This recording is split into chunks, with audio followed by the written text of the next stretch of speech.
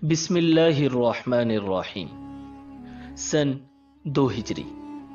ناظرین، مدینہ میں اسلام تیزی سے پھیلنے لگا اور مسلمانوں کی چھوٹی سی باقاعدہ ریاست قائم ہو گئی۔ یہ بات قریش کے لیے ناقابل برداشت تھی۔ وہ دن رات یہ منصوبے بنا رہے تھے کہ کس طرح مدینہ کی اس نئی حکومت کا خاتمہ کر دیا جائے۔ بالآخر انہوں نے مسلمانوں کے ساتھ حتمی جنگ کرنے کا فیصلہ کیا اور اس جنگ کے لیے مال و اسباب جمع کرنے کی خاطر ایک تجارتی قافلہ ابو سفیان کی سربراہی میں شام کی طرف روانہ کیا۔ قریش نے اس قافلے میں اپنا بہت سا مال شامل کر رکھا تھا، غرض مکہ کے سبھی لوگوں نے اس میں مال شامل کیا تھا۔ ناظرین، اس قافلے کے پاس 50,000 دینار تھے، 1,000 اونٹ تھے۔ قافلے کے سردار ابو سفیان تھے، جن کے ہمراہ مزید 27 آدمی تھے۔ نبی اکرم صلی اللہ علیہ وسلم کو جب قریش کے اس تجارتی قافلے کا علم ہوا تو آپ صلی اللہ علیہ وسلم صحابہ کی ایک جماعت کو ساتھ لے کر اس قافلے کو روکنے کی غرض سے گئے۔ روایات کے مطابق آپ صلی اللہ علیہ وسلم کے ساتھ تقریباً 150 کے قریب صحابہ کرام تھے۔ مدینہ منورہ سے روانہ ہو کر حضور اکرم صلی اللہ علیہ وآلہ وسلم عشیرہ کے مقام تک پہنچے۔ وہاں پہنچ کر آپ صلی اللہ علیہ وسلم کو معلوم ہوا کہ قافلہ وہاں سے گزر کر شام کی طرف جا چکا ہے۔ چنانچہ حضور صلی اللہ علیہ وسلم پھر جنگ کے بغیر واپس تشریف لے آئے۔ ناظرین، چند ماہ بعد نبی اکرم صلی اللہ علیہ وسلم کو اسی قافلے کی واپسی کی اطلاع ملی۔ چونکہ آپ صلی اللہ علیہ وسلم کو معلوم تھا کہ اس سامان تجارت کا منافع مسلمانوں کے خلاف استعمال ہوگا، تو آپ صلی اللہ علیہ وسلم نے صحابہ کرام رضی اللہ تعالی عنہم کو حکم دیا، قریش کا تجارتی قافلہ آ رہا ہے، اس میں ان کا مال و دولت ہے، تم اس پر حملہ کرنے کے لیے بڑھو، ممکن ہے اللہ تمہیں اس سے فائدہ دے۔ ناظرین، ادھر اس قافلے کے سردار ابو سفیان تھے۔ یہ قریش کے بھی سردار تھے۔ ان کی عادت تھی کہ جب ان کا قافلہ حجاز کی سرزمین پر پہنچتا تو جاسوسوں کو بھیج کر راستے کی خبریں معلوم کر لیتے تھے۔ انہیں آپ صلی اللہ علیہ وسلم کا خوف بھی تھا، چنانچہ ان کے جاسوس نے بتایا کہ نبی اکرم صلی اللہ علیہ وسلم اس تجارتی قافلے کو گھیرنے کے لیے روانہ ہو چکے ہیں۔ یہ سن کر ابو سفیان خوف زدہ ہو گئے۔ انہوں نے ایک شخص کو مکہ کی طرف روانہ کیا۔ 3 دن بعد وہ شخص اونٹ پر سوار مکہ میں داخل ہوا جسے ابو سفیان نے بھیجا تھا۔ وہ مکہ کی وادی کے درمیان میں پہنچ کر اونٹ پر کھڑا ہو گیا اور پکارا، اے قریش، اپنے تجارتی قافلے کی خبر لو۔ تمہارا جو مال و دولت ابو سفیان لے کر آ رہے ہیں، اس پر محمد صلی اللہ علیہ وسلم حملہ کرنے والے ہیں، جلدی مدد کو پہنچو۔ ناظرین، اس تجارتی قافلے میں سارے قریشیوں کا مال لگا ہوا تھا، چنانچہ سب کے سب جنگ کی تیاری کرنے لگے۔ جو مالدار تھے انہوں نے غریبوں کی مدد کی تاکہ زیادہ سے زیادہ افراد جنگ کے لیے جائیں۔ جو بڑے سردار تھے وہ لوگوں کو جنگ پر ابھارنے لگے۔ ایک سردار سہیل بن عمر نے اپنی تقریر میں کہا، اے قریشیو، کیا یہ بات تم برداشت کر لو گے کہ محمد اور ان کے بے دین ساتھی تمہارے مال اور دولت پر قبضہ کر لیں؟ لہٰذا جنگ کے لیے نکلو، جس کے پاس مال کم ہو اس کے لیے میرا مال حاضر ہے۔ اس طرح سب سردار تیار ہوئے، لیکن ابو لہب نے کوئی تیاری نہ کی۔ وہ نہایت ہی خوف زدہ ہو چکا تھا۔ وہ خود نہیں گیا، اس نے اپنی جگہ عاص بن ہشام کو 4,000 درہم دے کر جنگ کے لیے تیار کیا، یعنی وہ اس کی طرف سے چلا جائے۔ ناظرین، ادھر خوب تیاریاں ہو رہی تھیں، ادھر نبی اکرم صلی اللہ علیہ وسلم مدینہ منورہ سے روانہ ہوئے۔ مدینہ سے باہر بئر عتبہ نامی کنویں کے پاس لشکر کو پڑاؤ کا حکم فرمایا۔ آپ صلی اللہ علیہ وسلم نے صحابہ کرام رضی اللہ تعالی عنہم کو اس کنویں سے پانی پینے کا حکم دیا اور خود بھی پیا۔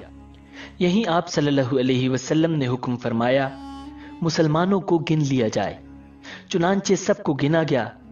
آپ صلی اللہ علیہ وسلم نے سب کا معائنہ بھی فرمایا۔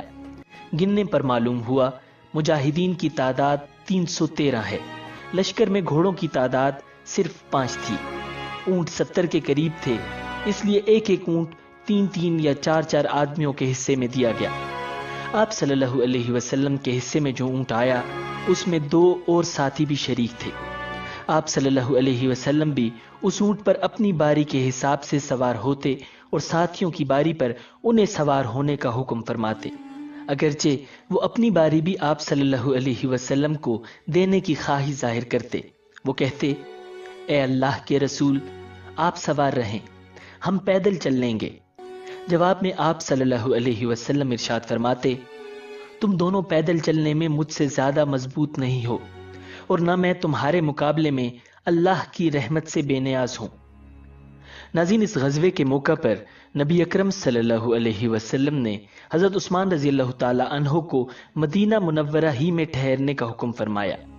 اس کی وجہ یہ تھی کہ ان کی زوجہ محترمہ اور آپ صلی اللہ علیہ وسلم کی بیٹی سیدہ رقیہ رضی اللہ تعالی عنہا بیمار تھیں۔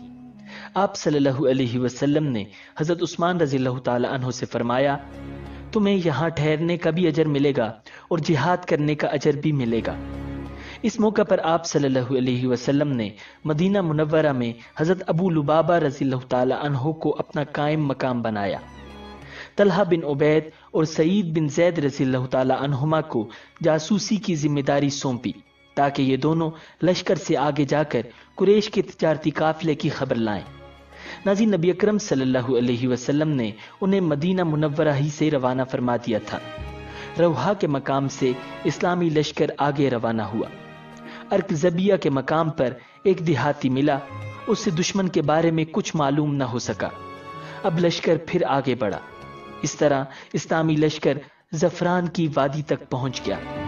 اس جگہ آپ صلی اللہ علیہ وسلم کو اطلاع ملی کہ قریش مکہ ایک لشکر لے کر اپنے قافلے کو بچانے کے لیے مکہ سے کوچ کر چکے ہیں۔ آپ صلی اللہ علیہ وسلم نے یہ اطلاع ملنے پر تمام لشکر کو ایک جگہ جمع فرمایا اور ان سے مشورہ کیا، کیونکہ مدینہ منورہ سے مسلمان صرف ایک تجارتی قافلے کو روکنے کے لیے روانہ ہوئے تھے، کسی باقاعدہ لشکر کے مقابلے کے لیے نہیں نکلے تھے۔ اس پر صحابہ کرام رضی اللہ تعالی عنہم نے باری باری اپنی رائے دی۔ حضرت مقداد رضی اللہ تعالی عنہ نے عرض کیا، اے اللہ کے رسول، آپ کو اللہ تعالیٰ نے حکم فرمایا ہے، اس کے مطابق عمل فرمائیے، ہم آپ کے ساتھ ہیں۔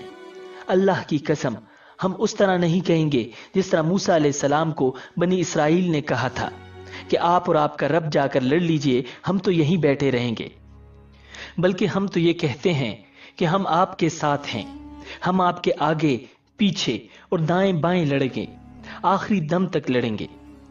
حضرت مقداد رضی اللہ تعالی عنہ کی تقریر سن کر آپ صلی اللہ علیہ وسلم کا چہرہ خوشی سے دمکنے لگا۔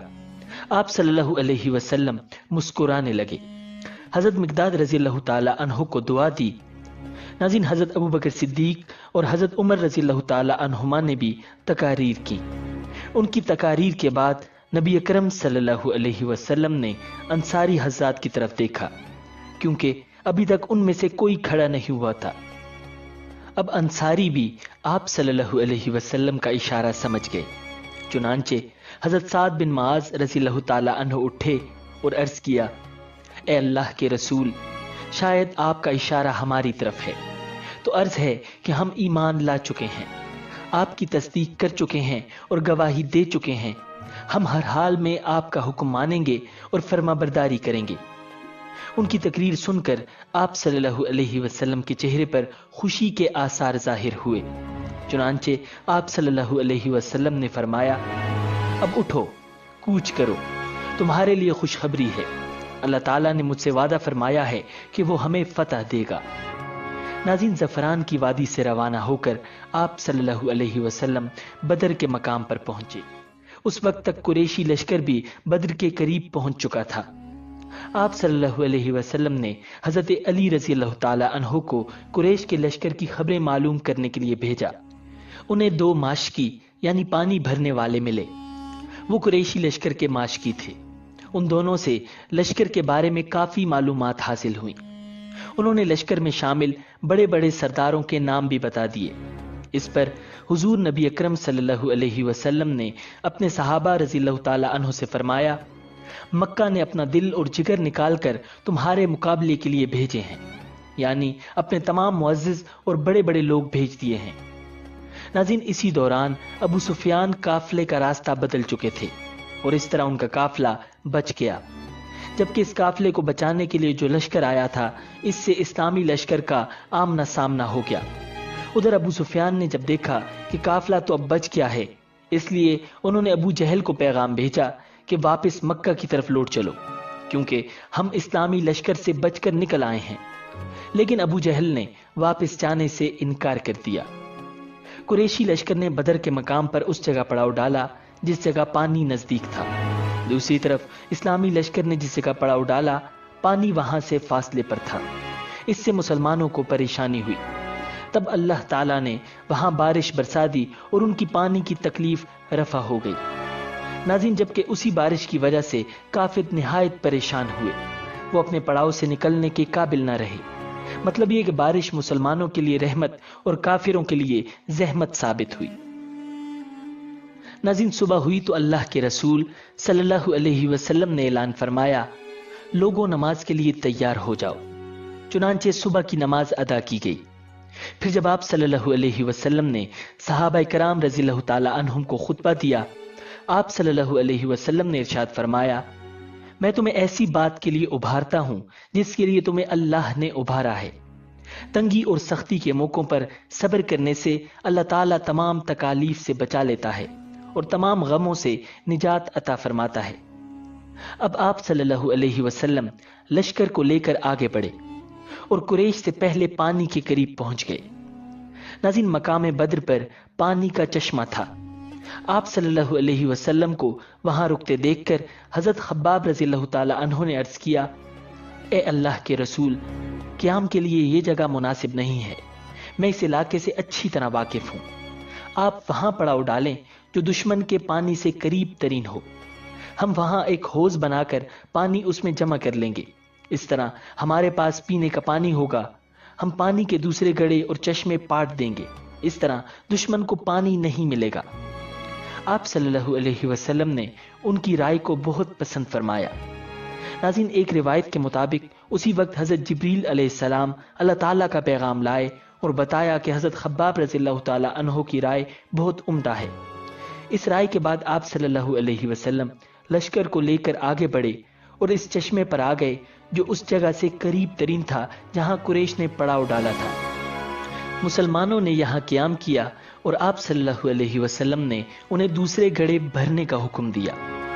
پھر نبی اکرم صلی اللہ علیہ وسلم نے اس کچے کنویں پر ایک حوض بنوایا جہاں اسلامی لشکر نے پڑاؤ ڈالا تھا۔ آپ صلی اللہ علیہ وسلم نے اس میں پانی بھروا دیا اور ڈول ڈلوا دیے۔ اس طرح حضرت خباب رضی اللہ تعالی عنہ کے مشورے پر عمل ہوا۔ اس کے بعد حضرت خباب رضی اللہ تعالی عنہ کو ذی رائے کہا جانے لگا تھا۔ اس موقع پر حضرت سعد بن معاذ رضی اللہ تعالی عنہ نے آپ صلی اللہ علیہ وسلم سے عرض کیا، اے اللہ کے رسول، کیوں نہ ہم آپ کے لیے ایک عریش بنا دیں۔ ناظرین، عریش کھجور کی شاخوں اور پتوں کا ایک سائبان ہوتا ہے۔ آپ صلی اللہ علیہ وسلم اس میں تشریف رکھیں، اس کے پاس آپ کی سواریاں تیار رہیں اور ہم دشمن سے جا کر مقابلہ کریں۔ نبی اکرم صلی اللہ علیہ وسلم نے ان کا مشورہ قبول فرمایا۔ چنانچہ آپ صلی اللہ علیہ وسلم کے لیے سائبان بنایا گیا۔ یہ ایک اونچے ٹیلے پر بنایا گیا تھا۔ اس جگہ سے آپ صلی اللہ علیہ وسلم پورے میدان جنگ کا معائنہ فرما سکتے تھے۔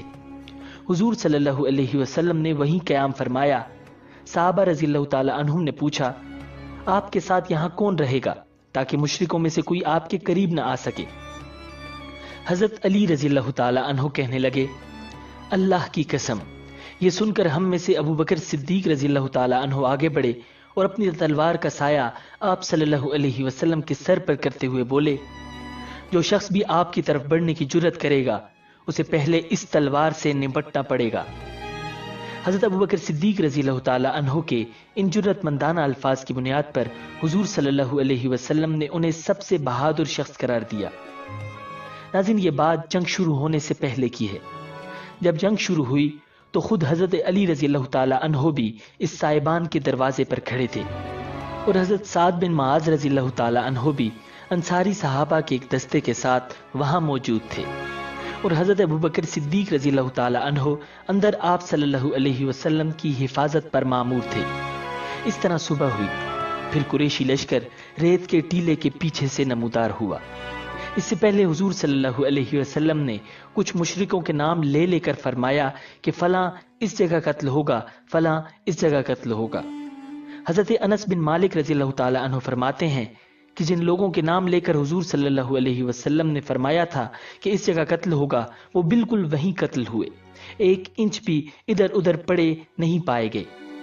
حضور نبی اکرم صلی اللہ علیہ وسلم نے جب دیکھا کہ قریش کا لشکر لوہے کا لباس پہنے ہوئے اور ہتھیاروں سے خوب لیس بڑا چلا آ رہا ہے، تو اللہ رب العزت سے یوں دعا فرمائی، اے اللہ، یہ قریش کے لوگ، یہ تیرے دشمن اپنے تمام بہادروں کے ساتھ بڑے غرور کے عالم میں تجھ سے جنگ کرنے، یعنی تیرے احکامات کی خلاف ورزی اور تیرے رسول کو جھٹلانے کے لیے آئے ہیں۔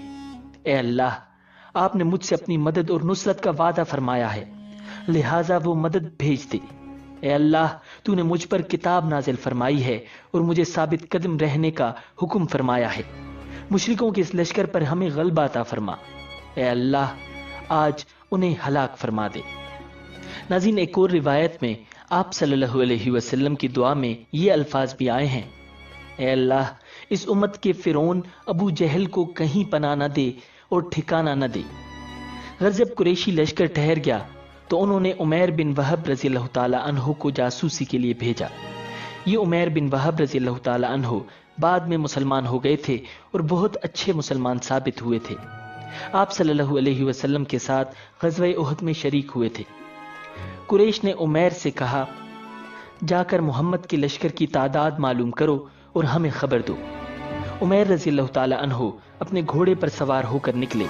انہوں نے اسلامی لشکر کی گرد ایک چکر لگایا، پھر واپس قریش کے پاس آئے اور یہ خبر دی، ان کی تعداد تقریباً 300 ہے، ممکن ہے کچھ زیادہ ہو، مگر اے قریش، میں نے دیکھا ہے ان لوگوں کو لوٹ کر اپنے گھروں میں جانے کی کوئی تمنا نہیں، اور میں سمجھتا ہوں ان میں سے کوئی آدمی اس وقت تک نہیں مارا جائے گا جب تک کہ کسی کو قتل نہ کر دے، گویا تمہارے بھی اتنے ہی آدمی مارے جائیں گے جتنا کہ ان کے، اس کے بعد پھر زندگی کا کیا مزہ رہ جائے گا، اس لیے جنگ شروع کرنے سے پہلے اس بارے میں غور کر لو۔ ان کی بات سن کر کچھ لوگوں نے ابو جہل سے کہا، جنگ کے ارادے سے باز آ جاؤ اور واپس چلو، بھلائی اسی میں ہے۔ واپس چلنے کا مشورہ دینے والوں میں حکیم بن حزام رضی اللہ تعالی عنہ بھی تھے۔ ابو جہل نے ان کی بات نہ مانی اور جنگ پر ٹل گیا، اور جو لوگ واپس چلنے کا کہہ رہے تھے انہیں بزدلی کا طعنہ دیا۔ اس طرح جنگ ٹل نہ سکی۔ ابھی جنگ شروع نہیں ہوئی تھی کہ اسود مخزومی نے قریش کے سامنے اعلان کیا، میں اللہ کے سامنے عہد کرتا ہوں کہ یا تو مسلمانوں کے بنائے ہوئے حوض سے پانی پیوں گا یا اس کو توڑ دوں گا، یا پھر اس کوشش میں جان دے دوں گا۔ پھر یہ اسود میدان میں نکلا۔ حضرت حمزہ رضی اللہ تعالی عنہ اس کے مقابلے میں آئے۔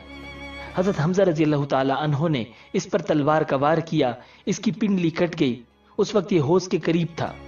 ٹانگ کٹ جانے کے بعد یہ زمین پر چت گرا، خون تیزی سے بہ رہا تھا۔ اس حالت میں یہ حوض کی طرف سرکا اور حوض سے پانی پینے لگا۔ حضرت حمزہ رضی اللہ تعالی عنہ فوراً اس کی طرف لپکے اور دوسرا وار کر کے اس کا کام تمام کر دیا۔ اس کے بعد قریش کے کچھ اور لوگ حوض کی طرف بڑھے، ان میں حضرت حکیم بن حزام رضی اللہ تعالی عنہ بھی تھے۔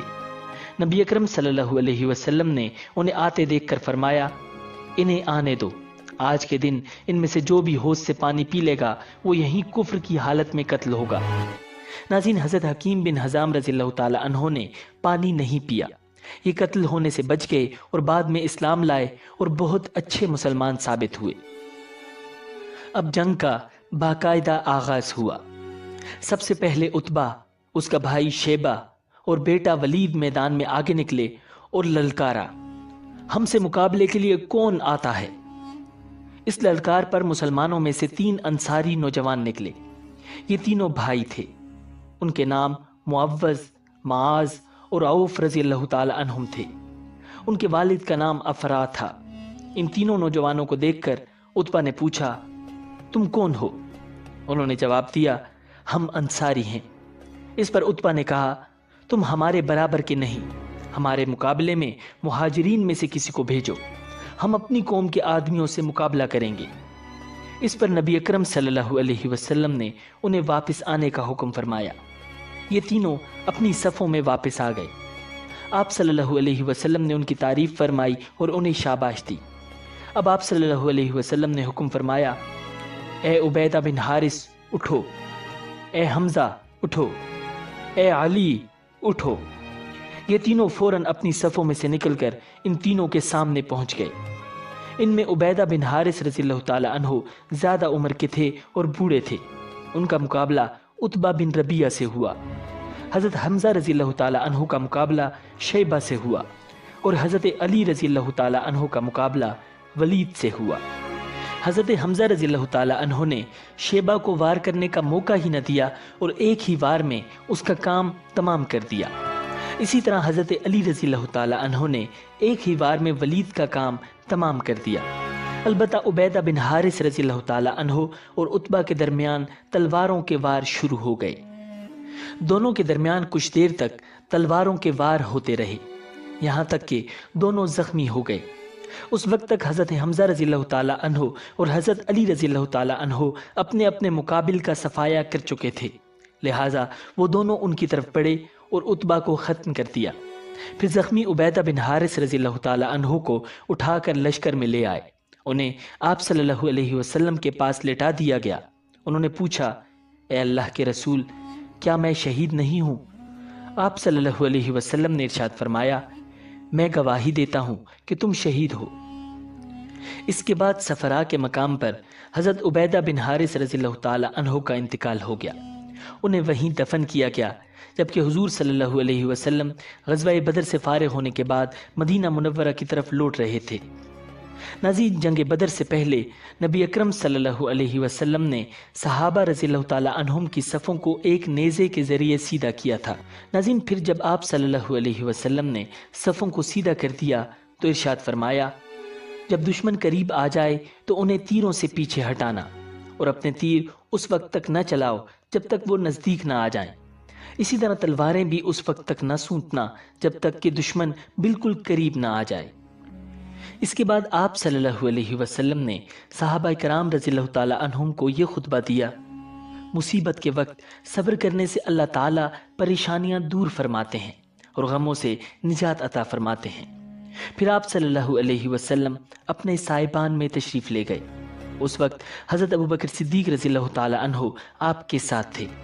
صاحبان کے دروازے پر حضرت سعد بن معاذ رضی اللہ تعالی عنہ کچھ انصاری مسلمانوں کے ساتھ ننگی تلواریں لیے کھڑے تھے تاکہ دشمن کو نبی اکرم صلی اللہ علیہ وسلم کی طرف بڑھنے سے روک سکیں۔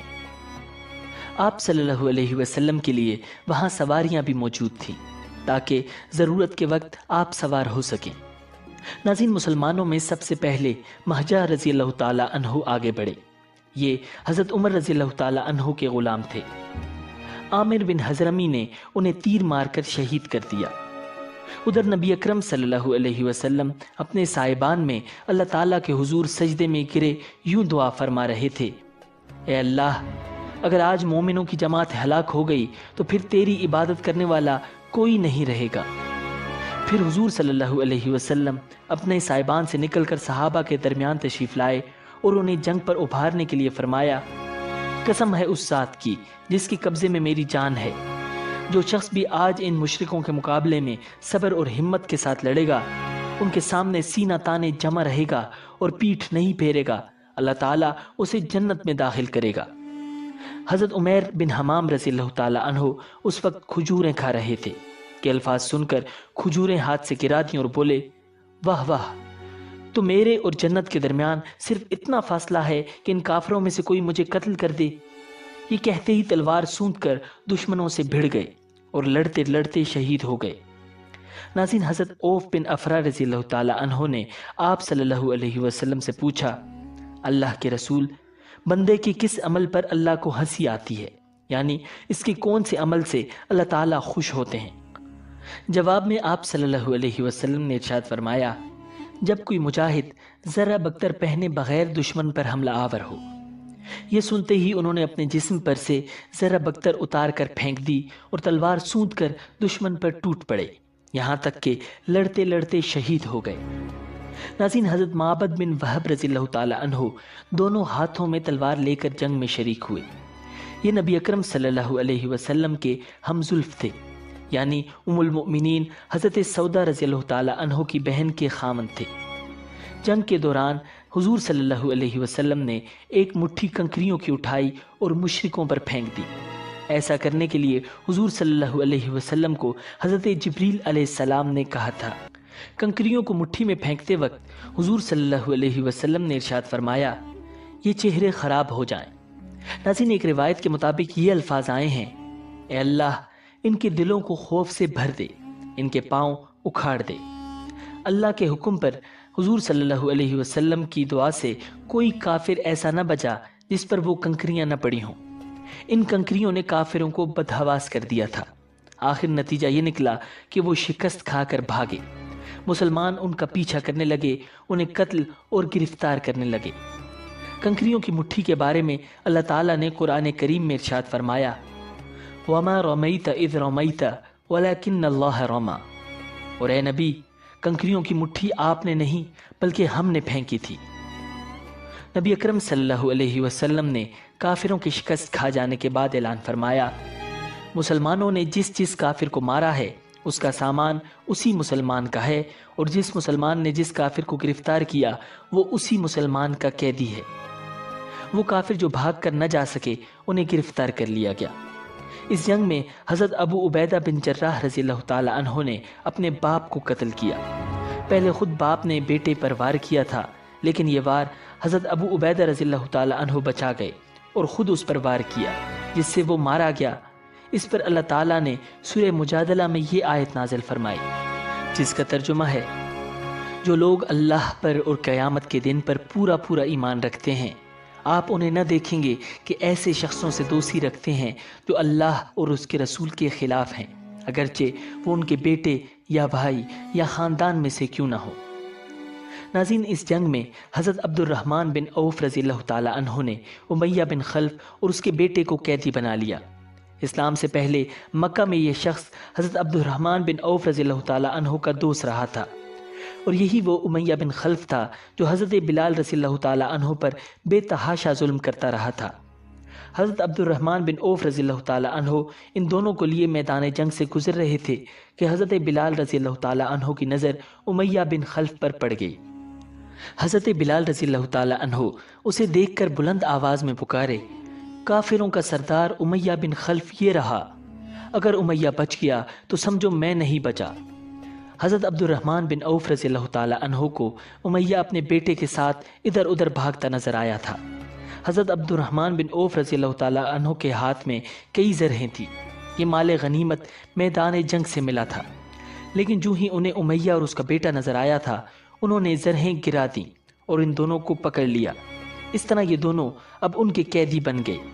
یہ انہیں لیے جا رہے تھے کہ حضرت بلال رضی اللہ تعالی عنہ نے انہیں دیکھ لیا اور پکارنے لگے، یہ رہا امیہ بن خلف۔ حضرت بلال رضی اللہ تعالی عنہ کے الفاظ سنتے ہی حضرت عبد الرحمن بن عوف رضی اللہ تعالی عنہ نے کہا، لیکن یہ دونوں اب میرے قیدی ہیں۔ حضرت بلال رضی اللہ تعالی عنہ نے پھر وہی الفاظ کہے، اگر آج امیہ بچ گیا تو سمجھو میں نہیں بچا۔ ساتھ ہی حضرت بلال رضی اللہ تعالی عنہ نے لوگوں کو پکارا، اے انصاریو، اے اللہ کے مددگارو، یہ کافروں کا امیہ بن خلف ہے، اگر یہ بچ گیا تو سمجھو میں نہیں بچا۔ یہ سن کر انصاری ان کی طرف دوڑ پڑے، انہوں نے چاروں طرف سے انہیں گھیر لیا۔ حضرت بلال رضی اللہ تعالی عنہ نے تلوار کھینچ لی اور اس پر وار کیا۔ حضرت عبد الرحمن بن عوف رضی اللہ تعالی عنہ نے امیہ کو بچانے کے لیے اس کے بیٹے کو آگے کر دیا۔ امیہ جاہلیت کے زمانے میں ان کا دوست تھا، اسی دوستی کے ناطے حضرت عبد الرحمن بن عوف رضی اللہ تعالی عنہ اسے قتل ہونے سے بچانا چاہتے تھے۔ ادھر حضرت بلال رضی اللہ تعالی عنہ پر اس کے قتل کی پوری دھند سوار تھی۔ حضرت بلال رضی اللہ تعالی عنہ کی تلوار امیہ کے بیٹے کو لگی اور وہ زخمی ہو کر گرا۔ اسے گرتا دیکھ کر امیہ بھیانک انداز میں چیخا۔ یہ چیخ حد درجے خوفناک اور ہولناک تھی۔ ساتھ ہی تلواریں بلند ہوئیں اور امیہ کے جسم میں اتر گئیں۔ امیہ کو بچانے کے سلسلے میں حضرت عبد الرحمن بن عوف رضی اللہ تعالی عنہ خود بھی معمولی سے زخمی ہوئے۔ وہ کہا کرتے تھے، اللہ تعالیٰ بلال پر رحم فرمائے، میرے حصے میں نہ زرہیں آئیں نہ قیدی۔ اس کے بعد رسول اللہ صلی اللہ علیہ وسلم نے حکم دیا، قتل ہونے والے کافروں میں ابو جہل کی لاش کو تلاش کیا جائے۔ ناظرین، ابو جہل نے جنگ شروع ہونے سے پہلے کہا تھا، اے اللہ، دونوں دینوں یعنی اسلام اور کفار کے خود ساختہ دین میں سے جو دین تیرے نزدیک افضل اور پسندیدہ ہو اسی کی مدد فرما اور نصرت فرما۔ حضرت معاذ رضی اللہ تعالی عنہ جو اس جنگ کے دوران کم سن صحابہ میں شمار ہوتے تھے، کہتے ہیں کہ جنگ کے دوران میں نے دیکھا کہ ابو جہل کو اس کے بہت سے ساتھی حفاظت کے لیے گھیرے میں لیے ہوئے ہیں اور وہ کہہ رہے تھے، اے ابو الحکم، تم تک کوئی نہیں پہنچ پائے گا۔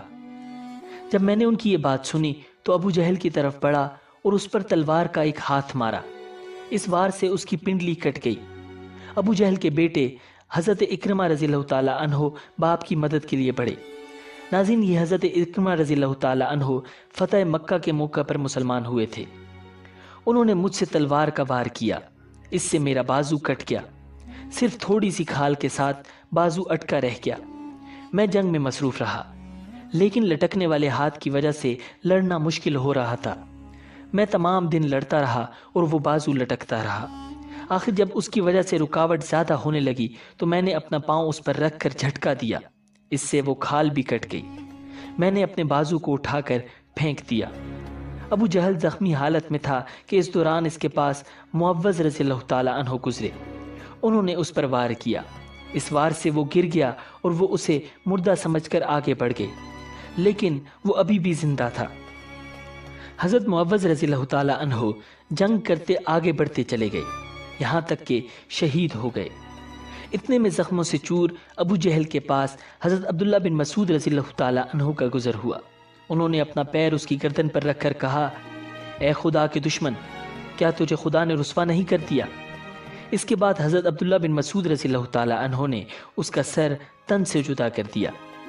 پھر حضور نبی اکرم صلی اللہ علیہ وسلم کی خدمت میں حاضر ہوئے اور عرض کیا، اے اللہ کے رسول، میں نے ابو جہل کو قتل کیا ہے۔ آپ صلی اللہ علیہ وسلم نے ارشاد فرمایا، برتری اسی ذات باری تعالیٰ کی ہے جس کے سوا کوئی معبود نہیں۔ آپ صلی اللہ علیہ وسلم نے یہ کلمہ 3 بار ارشاد فرمایا۔ پھر آپ صلی اللہ علیہ وسلم نے ابو جہل کی تلوار حضرت عبداللہ بن مسعود رضی اللہ تعالی عنہ کو عطا فرما دی۔ اس خوبصورت اور قیمتی تلوار پر چاندی کا کام کیا گیا تھا۔ بدر کی جنگ میں اللہ تعالیٰ نے فرشتوں کے ذریعے بھی مدد فرمائی تھی۔ اس روز حضرت زبیر بن عوام رضی اللہ تعالی عنہ نے نہایت سرفروشی سے جنگ کی۔ ان کے جسم پر بہت بڑے بڑے زخم آئے۔ ناظرین، اب آپ صلی اللہ علیہ وسلم نے حکم فرمایا کہ مشرکوں کی لاشوں کو ان جگہوں سے اٹھا لایا جائے جہاں جہاں ان کے قتل ہونے کی نشاندہی کی تھی۔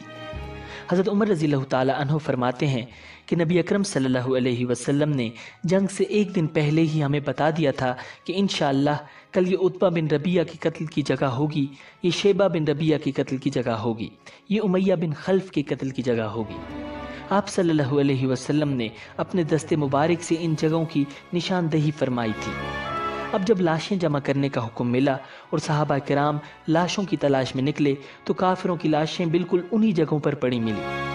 نبی اکرم صلی اللہ علیہ وسلم نے ان تمام لاشوں کو ایک گھڑے میں ڈالنے کا حکم فرمایا۔ ناظرین، غزوہ احد کیوں ہوا؟ اس کا جواب یہ ہے کہ غزوہ بدر میں کافروں کو بدترین شکست ہوئی تھی۔ کافر جمع ہو کر اپنے سردار حضرت ابو سفیان کے پاس آئے اور ان سے کہا، بدر کی لڑائی میں ہمارے بے شمار آدمی قتل ہوئے ہیں، ہم ان کے خون کا بدلہ لیں گے۔ آپ تجارت سے جو مال کما کر لائے ہیں، اس مال کے نفع سے جنگ کی تیاری کی جائے۔ حضرت ابو سفیان نے ان کی بات منظور کر لی اور جنگ کی تیاریاں زور و شور سے شروع ہو گئیں۔ کہا جاتا ہے کہ سامان تجارت سے جو نفع ہوا تھا وہ 50,000 دینار تھا۔ یہ سارا مال جنگ کی تیاریوں میں استعمال ہوا اور خوب تیاری کے بعد آخر کار قریشی لشکر مکہ معظمہ سے نکلا اور مدینہ منورہ کی طرف روانہ ہوا۔ ناظرین، قریش کے لشکر میں عورتیں بھی تھیں۔ عورتیں بدر میں مارے جانے والوں کا نوحہ کرتی جاتی تھیں۔ اس طرح یہ اپنے مردوں میں جوش پیدا کر رہی تھیں، انہیں شکست کھانے یا میدان جنگ سے بھاگ جانے پر شرم دلا رہی تھیں۔ قریش کی جنگی تیاریوں کی اطلاع نبی اکرم صلی اللہ علیہ وسلم کے چچا حضرت عباس رضی اللہ تعالی عنہ نے بھیجی۔ انہوں نے یہ اطلاع ایک خط کے ذریعے بھیجی۔ خط لے جانے والے نے 3 دن رات مسلسل سفر کیا اور یہ خط آپ صلی اللہ علیہ وسلم تک پہنچایا۔ آپ صلی اللہ علیہ وسلم اس وقت قبا میں تھے۔ نبی اکرم صلی اللہ علیہ وسلم قبا سے مدینہ منورہ پہنچے اور صحابہ کرام رضی اللہ تعالی عنہم سے قریشی لشکر سے مقابلے کے سلسلے میں مشورہ کیا۔ حضور صلی اللہ علیہ وسلم کی رائے یہ تھی کہ قریش پر شہر سے باہر حملہ کرنے کے بجائے شہر میں رہ کر اپنا دفاع کیا جائے۔ چنانچہ آپ صلی اللہ علیہ وسلم نے ارشاد فرمایا، اگر تمہاری رائے ہو تو تم مدینہ منورہ میں رہ کر ہی مقابلہ کرو، ان لوگوں کو وہیں رہنے دو جہاں وہ ہیں۔ اگر وہ وہاں پڑے رہتے ہیں تو وہ جگہ ان کے لیے بدترین ثابت ہوگی، اور اگر ان لوگوں نے شہر میں آ کر ہم پر حملہ کیا تو ہم شہر میں ان سے جنگ کریں گے، اور شہر کے پیچ و خم کو ہم ان سے زیادہ جانتے ہیں۔ ناظرین، آپ صلی اللہ علیہ وسلم نے جو رائے دی تھی، تمام بڑے صحابہ کرام کی بھی وہی رائے تھی۔ منافقوں کے سردار عبداللہ بن ابی نے بھی یہی مشورہ دیا۔ یہ شخص ظاہر میں مسلمان تھا اور اپنے لوگوں کا سردار تھا۔ دوسری طرف کچھ پرجوش نوجوان صحابہ اور پختہ عمر کے صحابہ یہ چاہتے تھے کہ شہر سے نکل کر دشمن کا مقابلہ کیا جائے۔ یہ مشورہ دینے والوں میں زیادہ تر وہ لوگ تھے جو غزوہ بدر میں شریک نہیں ہو سکے تھے، اور انہیں اس بات کا بہت افسوس تھا۔ وہ اپنے دلوں کے ارمان نکالنا چاہتے تھے۔ چنانچہ ان لوگوں نے کہا، ہمیں ساتھ لے کر دشمنوں کے مقابلے کے لیے باہر چلیں، تاکہ وہ ہمیں کمزور اور بزدل نہ سمجھیں، ورنہ ان کے حوصلے بہت بڑھ جائیں گے، اور ہم تو یہ سوچ بھی نہیں سکتے کہ وہ ہمیں دھکیلتے ہوئے ہمارے گھروں میں گھس آئیں، اور اے اللہ کے رسول، جو شخص بھی ہمارے علاقے میں آیا ہم سے شکست کھا کر گیا ہے۔ اب تو آپ بھی ہمارے درمیان موجود ہیں، اب دشمن کیسے ہم پر غالب آ سکتا ہے؟ حضرت حمزہ رضی اللہ تعالی عنہ نے بھی ان کی تائید کی۔ آخر آپ صلی اللہ علیہ وسلم نے ان کی بات مان لی۔ پھر آپ صلی اللہ علیہ وسلم نے جمعہ کی نماز پڑھائی اور لوگوں کے سامنے واعظ فرمایا۔ انہیں حکم دیا، مسلمانوں، پوری تندہی اور ہمت کے ساتھ جنگ کرنا۔ اگر تم لوگوں نے صبر سے کام لیا تو اللہ تعالیٰ تمہیں فتح اور کامرانی عطا فرمائیں گے۔ اب دشمن کے سامنے جا کر لڑنے کی تیاری کرو۔ لوگ یہ حکم سن کر خوش ہو گئے۔ اس کے بعد آپ صلی اللہ علیہ وسلم نے سب کے ساتھ عصر کی نماز پڑھی۔ اس وقت تک ارد گرد سے بھی لوگ آ گئے تھے۔ پھر آپ صلی اللہ علیہ وسلم حضرت ابوبکر صدیق اور حضرت عمر رضی اللہ تعالی عنہما کے ساتھ گھر میں تشریف لے گئے۔ ان دونوں نے آپ صلی اللہ علیہ وسلم کے سر پر عمامہ باندھا اور جنگی لباس پہنایا۔ باہر لوگ آپ صلی اللہ علیہ وسلم کا انتظار کر رہے تھے اور صفیں باندھے کھڑے تھے۔ اس وقت حضرت سعد بن معاذ اور حضرت اسید بن حضیر رضی اللہ تعالی عنہما نے مسلمانوں سے کہا، رسول اللہ صلی اللہ علیہ وسلم کی مرضی شہر میں رہ کر لڑنے کی تھی، تم لوگوں نے انہیں باہر نکل کر لڑنے پر مجبور کیا۔ بہتر ہوگا تم اب بھی اس معاملے کو ان پر چھوڑ دو۔ حضور صلی اللہ علیہ وسلم جو بھی حکم دیں گے، ان کی جو بھی رائے ہوگی، بھلائی اسی میں ہوگی، اس لیے حضور صلی اللہ علیہ وسلم کی فرما برداری کرو۔ ناظرین، باہر یہ بات ہو رہی تھی، اتنے میں نبی اکرم صلی اللہ علیہ وسلم باہر تشریف لے آئے۔ آپ صلی اللہ علیہ وسلم نے جنگی لباس پہن رکھا تھا۔ اس وقت ان نوجوانوں نے عرض کیا، اے اللہ کے رسول، ہمارا مقصد یہ نہیں تھا کہ آپ کی رائے کی مخالفت کریں یا آپ کو مجبور کریں، لہٰذا آپ جو بھی مناسب سمجھیں وہ کریں۔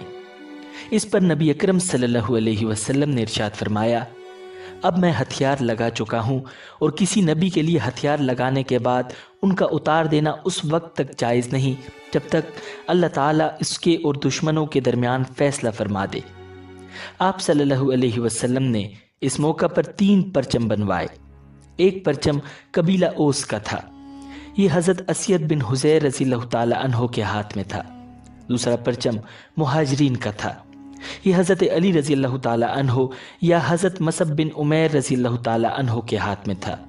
تیسرا پرچم قبیلہ خزرج کا تھا، یہ حباب بن منظر رضی اللہ تعالی عنہ یا سعد بن عبادہ رضی اللہ تعالی عنہ کے ہاتھ میں تھا۔ اس طرح نبی اکرم صلی اللہ علیہ وسلم 1000 کا لشکر لے کر روانہ ہوئے۔ لشکر میں آپ صلی اللہ علیہ وسلم کے آگے سعد بن معاذ اور سعد بن عبادہ رضی اللہ تعالی عنہما چل رہے تھے۔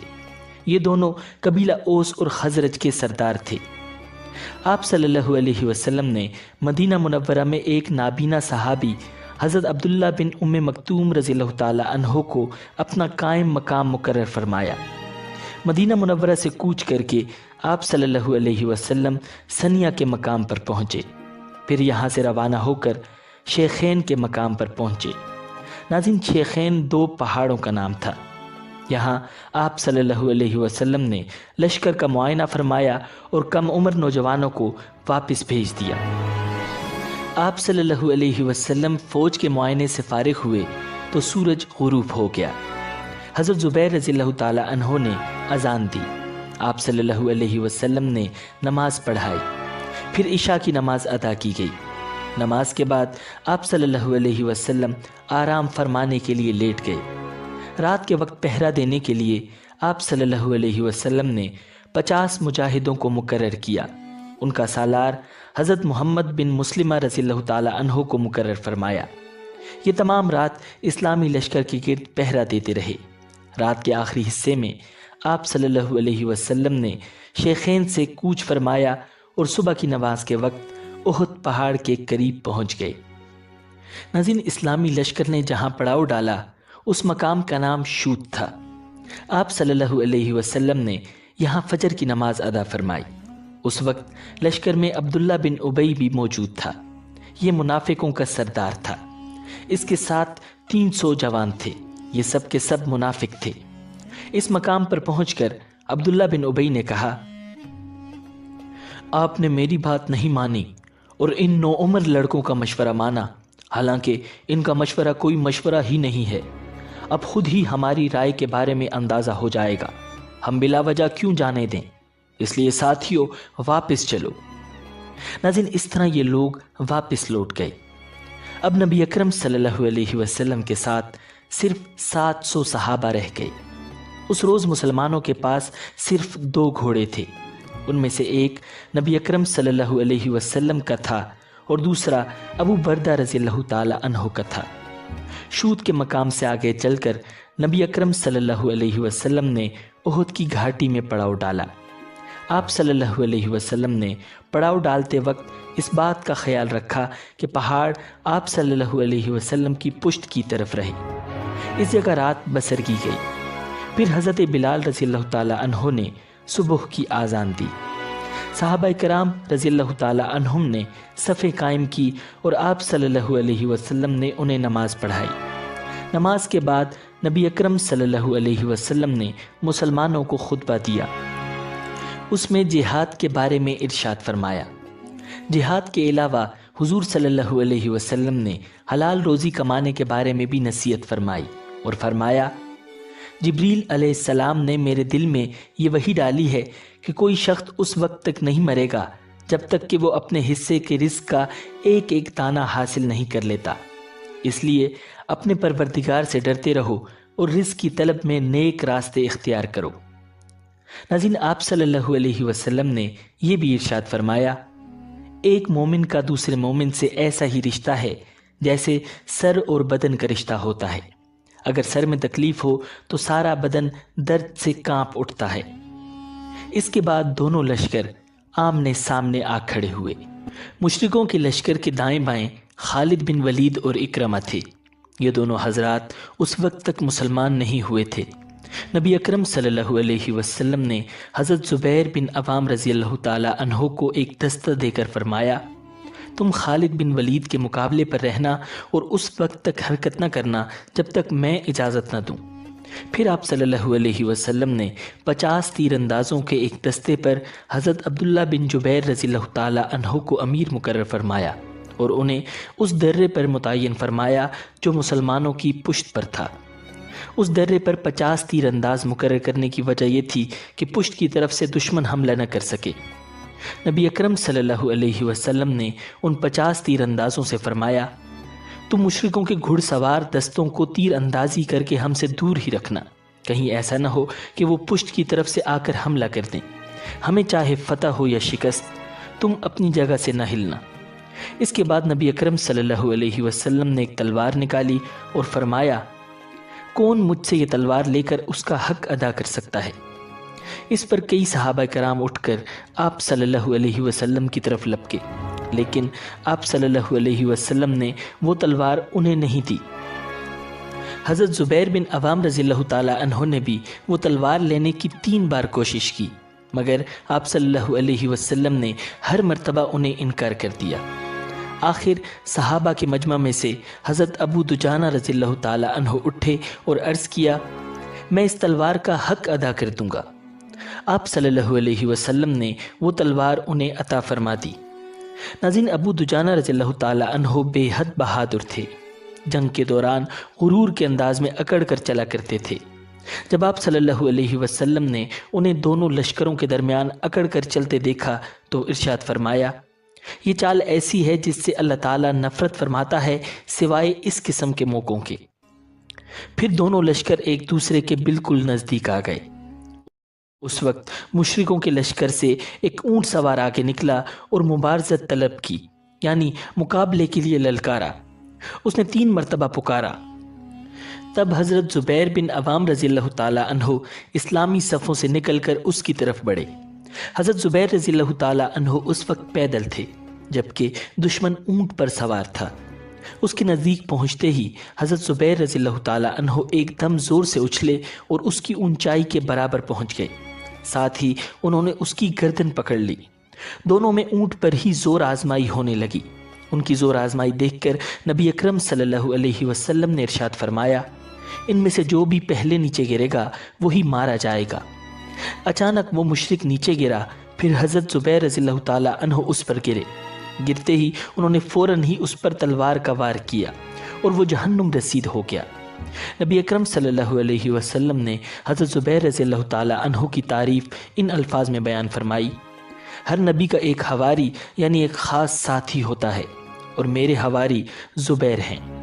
پھر نبی اکرم صلی اللہ علیہ وسلم نے ارشاد فرمایا، اگر اس مشرک کے مقابلے کے لیے زبیر نہ نکلتے تو میں خود نکلتا۔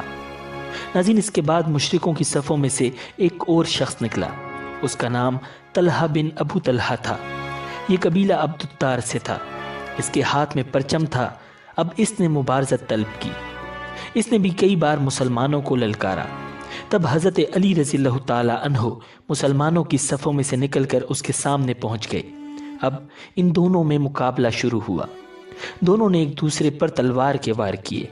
حضرت علی رضی اللہ تعالی عنہ کا ایک وار اس کی ٹانگ پر لگا، ٹانگ کٹ گئی، وہ بری طرح گرا اور اس کے کپڑے الٹ گئے۔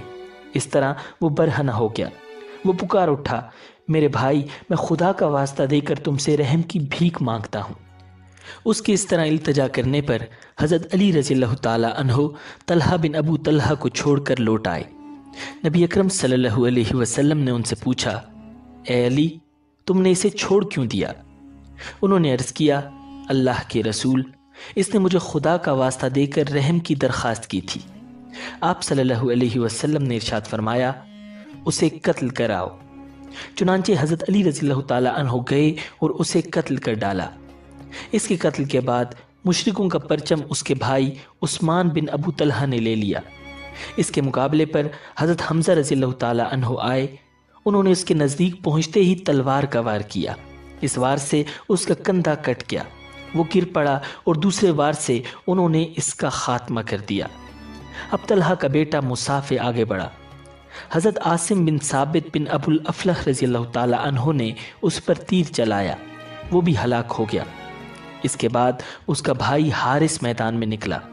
حضرت عاصم رضی اللہ تعالی عنہ نے اسے بھی تاک کر تیر مارا، وہ بھی مارا گیا۔ ان دونوں کی ماں بھی لشکر میں موجود تھی، اس کا نام سلافہ تھا۔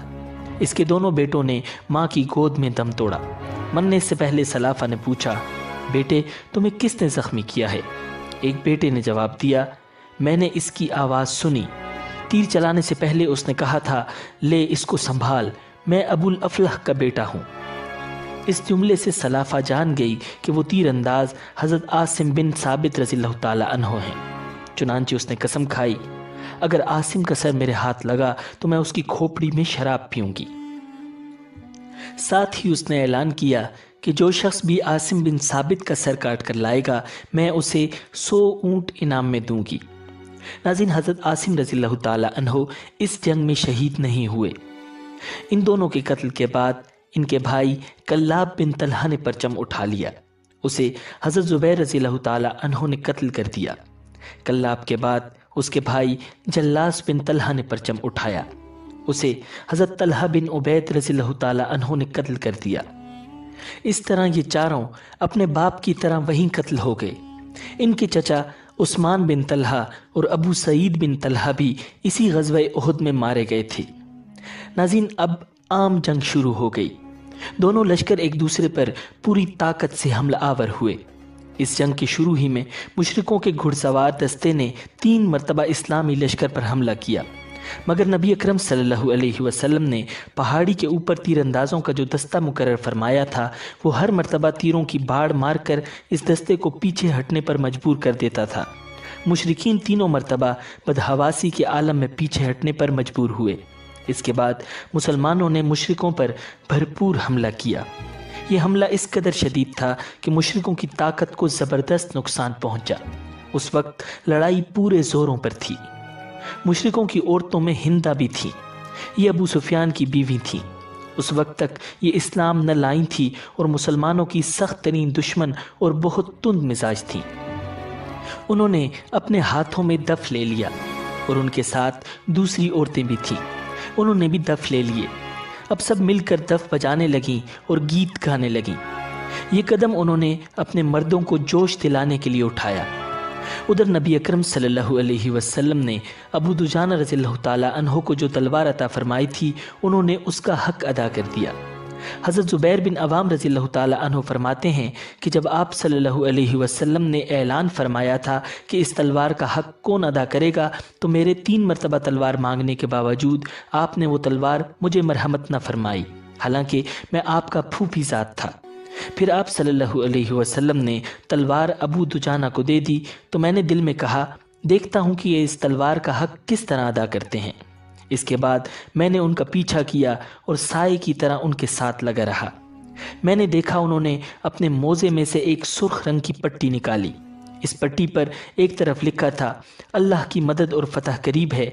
दूसरी तरफ लिखा था, जंग में बुज़दिली शर्म की बात है। जो मैदान से भागा वो जहन्नुम की आग से नहीं बच सकता। ये पट्टी निकालकर उन्होंने अपने सर पर बांध ली। अंसारी मुसलमानों ने जब ये देखा तो वो बोल उठे, अबू दुजाना ने मौत की पट्टी बांध ली है।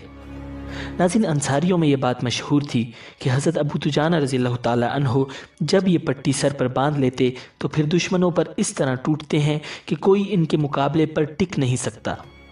चुनांचे इस पट्टी के बांधने के बाद उन्होंने इंतहाई खौफनाक अंदाज में जंग शुरू कर दी। वो दुश्मन पर मौत बनकर गिरे, उन्हें गाजर मूली की तरह काट कर रख दिया। दुश्मनों को इस हद तक कत्ल किया कि आखिर ये तलवार मुड़ गई और मुड़कर तरानती जैसी हो गई। उस वक्त मुसलमान पुकार उठे, अबू दुजाना ने वाकई तलवार का हक अदा कर दिया। नाज़रीन, हज़रत हमज़ा रज़ियल्लाहु ताला अन्हो भी उनकी तरह इंतहाई सरफरोशी से जंग कर रहे थे। उस रोज़ हज़रत हमज़ा रज़ियल्लाहु ताला अन्हो बैक वक्त 2 तलवारों से लड़ रहे थे, यानी उनके दोनों हाथों में तलवारें थीं और लड़ते हुए वो कहते जा रहे थे, मैं अल्लाह का शेर हूँ। ऐसे में सबा बिन अब्दुल उज़्ज़ा उनके सामने आ गया। उन्होंने उसे ललकारा, फिर तेज़ी से उसकी तरफ बढ़े और उसके सर पर पहुंचकर तलवार का वार किया। सबा फौरन ही ढेर हो गया। हज़रत हमज़ा रज़ियल्लाहु ताला अन्हो उस रोज़ इस कदर दलेरी से लड़े कि उनके हाथ से 31 मुशरिक मारे गए। सबा को कत्ल करने के बाद वो उसकी ज़रा उतारने के लिए झुके। उस वक्त हज़रत वहशी की नज़र उन पर पड़ी जो उस वक्त मुशरिकीन के लश्कर में शामिल थे। झुकने की वजह से हज़रत हमज़ा रज़ियल्लाहु ताला अन्हो की ज़रा पेट पर से सिरक गई थी। हज़रत वहशी ये वाक़या सुनाते हुए फरमाते हैं, मैंने फ़ौरन नेज़ा ताक कर मारा, वो उनके पेट में लगा। मैं उनकी तरफ बढ़ा, उन्होंने मुझे देखा और शदीद ज़ख्मी हालत के बावजूद उन्होंने उठकर मुझ पर हमला करने की कोशिश की, लेकिन फिर कमज़ोरी की वजह से गिर गए। कुछ देर तक मैं एक तरफ दुबका रहा। जब मुझे इत्मीनान हो गया कि उनकी रूह निकल चुकी है, तब उनके करीब गया। वो वाकई शहीद हो चुके थे। मैं वहाँ से हट आया और अपनी जगह पर जाकर बैठ गया, क्योंकि मुझे सिर्फ उनके कत्ल से दिलचस्पी थी। اور اس جنگ میں کسی کو قتل کرنے کی خواہش نہیں تھی، اور اس کی وجہ یہ تھی کہ مجھ سے وعدہ کیا گیا تھا کہ اگر میں نے حضرت حمزہ رضی اللہ تعالیٰ عنہ کو قتل کر دیا تو مجھے آزاد کر دیا جائے گا۔ ناظرین، حضرت وحشی رضی اللہ تعالیٰ عنہ حضرت جبیر بن مطعم رضی اللہ تعالیٰ عنہ کے غلام تھے، اور وہ اس وقت تک مسلمان نہیں ہوئے تھے۔ ادھر مشرکوں کے پرچم بردار جب ایک ایک کر کے ختم ہو گئے اور کوئی پرچم اٹھانے والا نہ رہا تو ان میں بددلی پھیل گئی۔ وہ پسپا ہونے لگے، پیٹ پھیر کر بھاگنے لگے۔ ایسے میں وہ چیخ اور چلا رہے تھے۔ ان کی عورتیں جو کچھ دیر پہلے جوش دلانے کے لیے اشعار پڑھ رہی تھیں، اپنے دف پھینک کر پہاڑ کی طرف بھاگیں۔ ان پر بدحواسی اس قدر سوار ہوئی کہ اپنے کپڑے تک نوچنے لگی۔ مسلمانوں نے جب دشمن کو بھاگتے دیکھا تو ان کا پیچھا کرنے لگے، ان کے ہتھیاروں اور مال غنیمت پر قبضہ کرنے لگے۔ اب یہاں اس موقع پر ایک عجیب واقعہ رونما ہو گیا۔ نبی اکرم صلی اللہ علیہ وسلم نے پہاڑی کے درے پر 50 تیر اندازوں کو مقرر فرمایا تھا، اور انہیں واضح طور پر ہدایت فرمائی تھی کہ وہ اپنی جگہ نہ چھوڑیں۔ ان کے امیر حضرت عبداللہ بن جبیر رضی اللہ تعالیٰ عنہ تھے۔ اس دستے نے جب کافروں کو بھاگتے دیکھا اور مسلمانوں کو مال غنیمت جمع کرتے دیکھا تو یہ بھی اپنی جگہ چھوڑنے لگے۔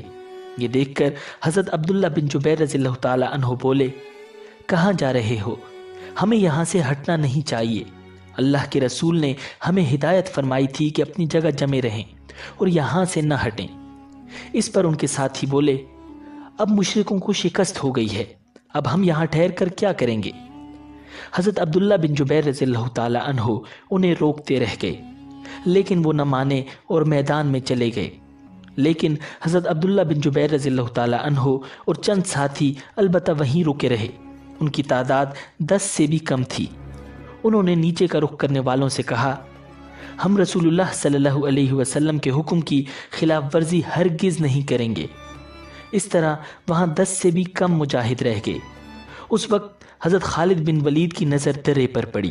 یہ کافروں کے ایک دستے کے سالار تھے اور لشکر کے دائیں بازو پر مقرر تھے۔ شکست کے بعد یہ اس طرف سے پسپا ہو رہے تھے کہ درے پر نظر پڑی۔ جنگ کے دوران بھی یہ اس طرف سے بار بار حملہ کرنے کی کوشش کرتے رہے تھے، لیکن 50 تیر اندازوں کے تیروں کی بوچھاڑ نے ان کی پیش قدمی روک دی تھی۔ اب انہوں نے دیکھا کہ وہاں 50 کے بجائے چند مسلمان رہ گئے ہیں، تو یہ اپنے دستے کے ساتھ ان پر حملہ آور ہوئے۔ ان کے دستے کے ساتھ ہی اکرمہ بن ابو جہل بھی اپنے دستے کے ساتھ اسی طرف پلٹ پڑے۔ اس طرح پورے 2 دستوں نے ان چند مسلمانوں پر حملہ کر دیا۔ ان کا یہ حملہ اس قدر زبردست تھا کہ پہلے ہی حملے میں حضرت عبداللہ بن جبیر رضی اللہ تعالیٰ عنہ اور ان کے ساتھی شہید ہو گئے۔ مشرکوں نے حضرت عبداللہ بن جبیر رضی اللہ تعالیٰ عنہ کی لاش کا مسئلہ کیا، یعنی ان کے ناک، کان، ہاتھ اور پیر کاٹ ڈالے۔ ان کے جسم پر اتنے نیزے لگے تھے کہ پورا جسم چھلنی ہو کر رہ گیا تھا۔ لیکن آفرین ہے اس مرد مجاہد پر کہ وہ نبی اکرم صلی اللہ علیہ وسلم کے حکم پر وہاں سے نہ ہٹے۔ اب ان دونوں دستوں نے اس درے کی طرف سے مسلمانوں کی پشت پر اچانک بہت زور کا حملہ کیا۔ مسلمان اس وقت مال غنیمت جمع کرنے میں مصروف تھے۔ ان میں سے اکثر نے اپنی تلواریں نیام میں ڈال لی تھیں۔ اس تابڑ توڑ حملے نے انہیں بدحواس کر دیا۔ کافر اس وقت پورے جوش کی حالت میں یا حبل یا عزا کے نعرے لگا رہے تھے، یعنی اپنے بتوں کے نام پکار رہے تھے۔ مسلمان اس حملے سے اس قدر بدحواس ہوئے کہ ادھر ادھر بھاگنے لگے۔ اس وقت تک انہوں نے جتنے کافروں کو قیدی بنا لیا تھا یا جتنا مال غنیمت لوٹ چکے تھے وہ سب چھوڑ کر بھاگ کھڑے ہوئے تھے۔ مشرکوں کا پرچم اس وقت زمین پر پڑا تھا۔ ایک مشرک عورت بنت الکمہ کی نظر اس پر پڑی تو اس نے لپک کر اس کو اٹھا لیا اور بلند کر دیا۔ اب تک جو مشرک بھاگ رہے تھے وہ بھی اپنے پرچم کو بلند ہوتے دیکھ کر پلٹ پڑے۔ وہ جان گئے کہ جنگ کا پانسا پلٹ چکا ہے۔ اب سب دوڑ دوڑ کر اپنے پرچم کے گرد جمع ہونے لگے اور بدحواس مسلمانوں پر حملہ آور ہونے لگے۔ ایسے میں ایک مشرک ابن کمہ نے پکار کر کہا، محمد صلی اللہ علیہ وسلم قتل کر دیے گئے ہیں، نعوذ باللہ۔ اس خبر نے مسلمانوں کو اور زیادہ بدحواس کر دیا۔ ایسے میں کسی صحابی نے کہا، اب جب کہ نبی اکرم صلی اللہ علیہ وسلم قتل ہو چکے ہیں تو ہم لڑ کر کیا کریں گے؟ اس پر کچھ صحابہ کرام رضی اللہ تعالی عنہم نے کہا اگر اللہ کے رسول صلی اللہ علیہ وسلم شہید ہو گئے ہیں تو کیا تم اپنے نبی کے دین کے لیے نہیں لڑو گے تاکہ تم شہید کی حیثیت سے اپنے خدا کے سامنے حاضر ہو؟ حضرت ثابت بن وحدہ رضی اللہ تعالی عنہ نے پکار کر کہا اے گروہ انصار، اگر نبی اکرم صلی اللہ علیہ وسلم شہید ہو گئے ہیں تو اللہ تعالیٰ تو زندہ ہے، اسے تو موت نہیں آ سکتی، اپنے دین کے لیے لڑو، اللہ تعالیٰ فتح اور کامرانی عطا فرمائیں گے۔ یہ سنتے ہی انصار کے ایک گروہ نے مشرکوں کے اس دستے پر حملہ کیا جس میں خالد بن ولید، اکرمہ بن ابو جہل، عمر بن عاص اور زرار بن خطاب موجود تھے، اور یہ چاروں زبردست جنگجو تھے۔ انصار کے حملے کے جواب میں خالد بن ولید نے ان پر جوابی حملہ کیا۔ اس جوابی حملے میں ابن وحدہ رضی اللہ تعالی عنہ اور ان کے ساتھی شہید ہو گئے۔ ناظرین، بدحواسی کے عالم میں کچھ لوگ مدینہ کی طرف پلٹ پڑے تھے۔ ان کے راستے میں ایمن رضی اللہ تعالی عنہ آ گئیں۔ وہ بولی مسلمانوں، یہ کیا تم پیٹ پھیر کر بھاگ رہے ہو؟ اس پر وہ پلٹ پڑے اور مشرکوں پر حملہ آور ہوئے۔ دوسری طرف مسلمانوں کے تتر بتر ہو جانے کی وجہ سے مشرکوں کے ایک گروہ نے نبی اکرم صلی اللہ علیہ وسلم پر حملہ کر دیا۔ آپ صلی اللہ علیہ وسلم اس سخت وقت میں بھی انتہائی ثابت قدم رہے اور اپنی جگہ پر جمے رہے۔ اس عالم میں نبی اکرم صلی اللہ علیہ وسلم اپنے صحابہ رضی اللہ تعالی عنہم سے فرما رہے تھے اے فلاں میری طرف آؤ، اے فلاں میری طرف آؤ، میں اللہ کا رسول ہوں۔ ہر طرف سے آپ صلی اللہ علیہ وسلم پر تیروں کی بوچھاڑ ہو رہی تھی۔ اس حالت میں ان تیروں سے اللہ تعالیٰ نے آپ صلی اللہ علیہ وسلم کی حفاظت فرمائی۔ اس نازک وقت میں صحابہ کرام رضی اللہ تعالی عنہم کی ایک جماعت آپ صلی اللہ علیہ وسلم کے گرد جمع رہی۔ یہ جماعت مشرکوں کے مسلسل حملوں کو روک رہی تھی، خود کو پروانوں کی طرح نبی اکرم صلی اللہ علیہ وسلم پر قربان کر رہی تھی۔ ان میں حضرت ابو طلحہ رضی اللہ تعالی عنہ بھی تھے۔ وہ دشمن کے وار اپنی ڈھال پر روک رہے تھے۔ وہ بہت اچھے تیر انداز تھے، نشانہ بہت پختہ تھا، چنانچہ دشمنوں پر مسلسل تیر بھی چلا رہے تھے اور کہتے جاتے تھے میری جان آپ پر فدا ہو جائے، میرا چہرہ آپ کے لیے ڈھال بن جائے۔ نبی اکرم صلی اللہ علیہ وسلم کو کسی مسلمان کے ترکش میں تیر نظر آتے تو اس سے فرماتے اپنا ترکش ابو طلحہ کے سامنے الٹ دو۔ اس وقت آپ صلی اللہ علیہ وسلم کے آس پاس جو صحابہ کرام رضی اللہ تعالی عنہم موجود تھے، انہوں نے دشمنوں سے زبردست جنگ کی۔ ان میں حضرت سعد بن ابی وقاص رضی اللہ تعالی عنہ بھی تھے۔ یہ بھی زبردست تیر انداز تھے۔ یہ کہتے ہیں کہ نبی اکرم صلی اللہ علیہ وسلم تیر اٹھا اٹھا کر مجھے دے رہے تھے اور فرماتے جاتے تھے اے سعد، تیر اندازی کرتے جاؤ، تم پر میرے ماں باپ قربان ہو۔ ناظرین، اسی طرح حضرت زیاد بن عمارہ رضی اللہ تعالی عنہ بھی آپ صلی اللہ علیہ وسلم کی حفاظت میں مردانہ وار زخم کھا رہے تھے، یہاں تک کہ زخموں سے چور ہو کر گر پڑے۔ آپ صلی اللہ علیہ وسلم نے ارشاد فرمایا انہیں میرے قریب لاؤ۔ ناظرین، ان کی خوش قسمتی دیکھیے کہ انہیں آپ صلی اللہ علیہ وسلم کے قریب لایا گیا۔ جب انہیں زمین پر لٹایا گیا تو انہوں نے اپنا منہ اور رخسار نبی اکرم صلی اللہ علیہ وسلم کے قدموں پر رکھ دیے اور اسی حالت میں جان دے دی۔ کس قدر مبارک موت تھی ان کی۔ اسی طرح حضرت مصعب بن عمیر رضی اللہ تعالی عنہ نبی اکرم صلی اللہ علیہ وسلم کو بچاتے ہوئے ابن کمیہ کے ہاتھوں شہید ہوئے۔ دراصل ابن کمیہ حضرت مصعب بن عمیر رضی اللہ تعالی عنہ کو حضور صلی اللہ علیہ وسلم سمجھ رہا تھا، اس لیے کہ ان کی شکل نبی اکرم صلی اللہ علیہ وسلم سے ملتی جلتی تھی۔ چنانچہ جب اس نے شہید کیا تو قریش کے سرداروں کو جا کر اطلاع دی کہ اس نے رسول اللہ صلی اللہ علیہ وسلم کو شہید کر دیا ہے، حالانکہ اس نے حضرت مصعب بن عمیر رضی اللہ تعالی عنہ کو شہید کیا تھا۔ ناظرین، احد کی لڑائی شروع ہونے سے پہلے ایک فتنہ باز کافر ابو عامر نے جگہ جگہ گڑھے کھود دیے تھے تاکہ مسلمان بے خبری میں ان میں گر جائیں اور نقصان اٹھاتے رہیں۔ لڑائی جاری تھی کہ نبی اکرم صلی اللہ علیہ وسلم ایک گڑھے میں گر گئے۔ حضرت علی رضی اللہ تعالی عنہ نے آپ صلی اللہ علیہ وسلم کو گرتے دیکھا۔ انہوں نے آگے بڑھ کر فوراً آپ صلی اللہ علیہ وسلم کو دونوں ہاتھوں پر لے لیا۔ حضرت طلحہ بن عبید اللہ رضی اللہ تعالی عنہ نے آپ صلی اللہ علیہ وسلم کو اوپر اٹھا کر باہر نکالا۔ آپ صلی اللہ علیہ وسلم جب گڑھے میں گرے تو ابن کمیہ نے آپ صلی اللہ علیہ وسلم پر پتھر برسائے۔ ان میں سے ایک پتھر آپ صلی اللہ علیہ وسلم کے پہلو میں لگا۔ عتبہ بن ابی وقاص نے بھی آپ صلی اللہ علیہ وسلم کو پتھر مارا۔ اس کا پھینکا ہوا پتھر آپ صلی اللہ علیہ وسلم کے چہرہ انور پر لگا۔ نبی اکرم صلی اللہ علیہ وسلم کا چہرہ لہو لہان ہو گیا اور نچلا ہونٹ پھٹ گیا۔ جب نبی اکرم صلی اللہ علیہ وسلم کا چہرہ مبارک زخمی ہوا اور خون بہنے لگا تو آپ صلی اللہ علیہ وسلم خون پونچھتے جاتے تھے اور فرماتے جاتے تھے، وہ قوم کیسے فلاح پائے گی جس نے اپنے نبی کے چہرے کو اس لیے خون سے رنگین کر دیا کہ وہ انہیں ان کے پروردگار کی طرف بلاتا ہے۔ نبی اکرم صلی اللہ علیہ وسلم کے چہرہ مبارک میں خود کی کڑیاں گھس گئی تھیں۔ حضرت ابو عبیدہ بن جراح رضی اللہ تعالی عنہ اپنے دانتوں سے ان کڑیوں کو کھینچ کھینچ کر نکال رہے تھے۔ اس کوشش کے دوران ان کا اپنا سامنے کا دانت ٹوٹ گیا۔ بہرحال کڑی نکل گئی۔ پھر انہوں نے دوسری کڑی کو دانتوں سے پکڑ کر کھینچا تو ایک اور دانت ٹوٹ گیا، تاہم کڑی نکل گئی۔ ناظرین، جب یہ خبر مشہور ہوئی کہ آپ صلی اللہ علیہ وسلم کو شہید کر دیا گیا ہے تو حضرت ابو عبیدہ بن جراح رضی اللہ تعالی عنہ وہ پہلے شخص ہیں جنہوں نے آپ صلی اللہ علیہ وسلم کو زندہ سلامت دیکھا اور پکارے، اے مسلمانوں، تمہیں خوشخبری ہو، رسول اللہ صلی اللہ علیہ وسلم تو یہ موجود ہیں۔ جب مسلمانوں نے حضور صلی اللہ علیہ وسلم کو زندہ سلامت دیکھا تو پروانوں کی طرح آپ صلی اللہ علیہ وسلم کے ارد گرد جمع ہو گئے۔ آپ صلی اللہ علیہ وسلم ان سب کے ساتھ ایک گھاٹی کی طرف روانہ ہوئے۔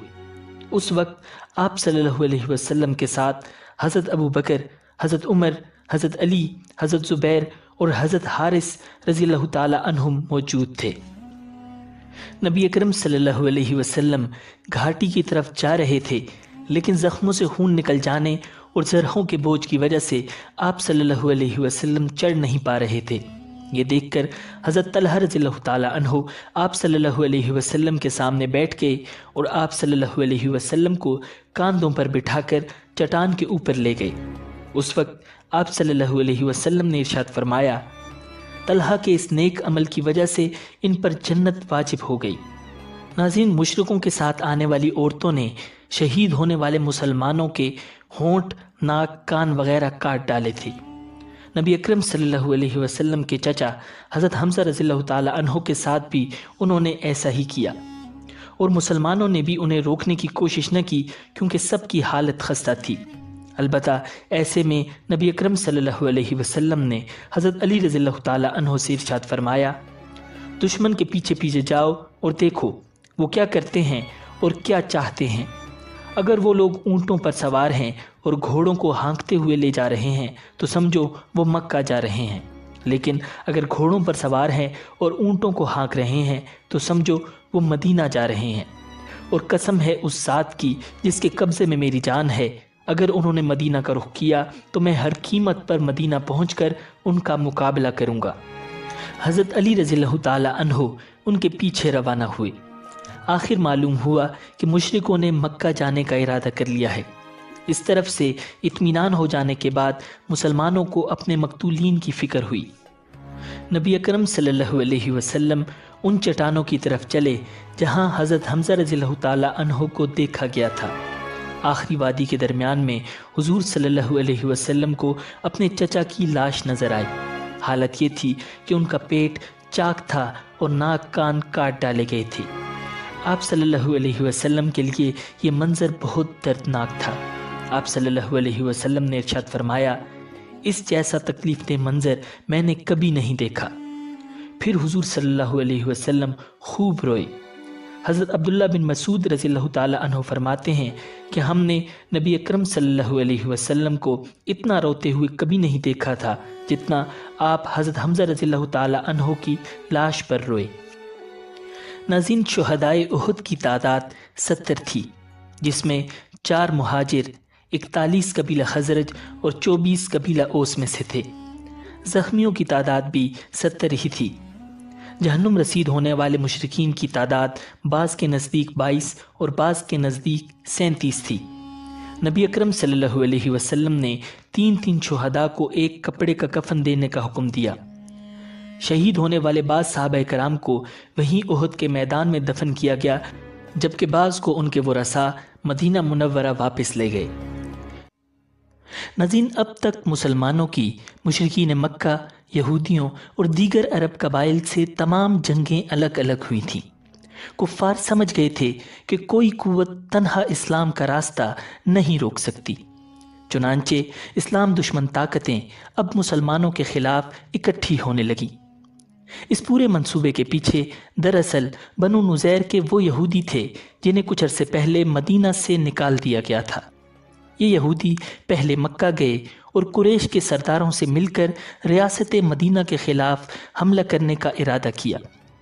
پھر وہ مدینہ کے جنوب مشرق میں نجد کی حدود میں آباد غطفان کے جنگجو قبائل سے ملے اور انہیں بھی اس اتحاد میں شامل کرنے میں کامیاب ہو گئے۔ آخر شوال سن 5 ہجری میں اتحادیوں کا ایک سیلاب مدینہ منورہ کی طرف امنڈ پڑا۔ حملہ آوروں کی کل تعداد 10,000 کے قریب تھی اور ان کی کمان ابو سفیان کے پاس تھی۔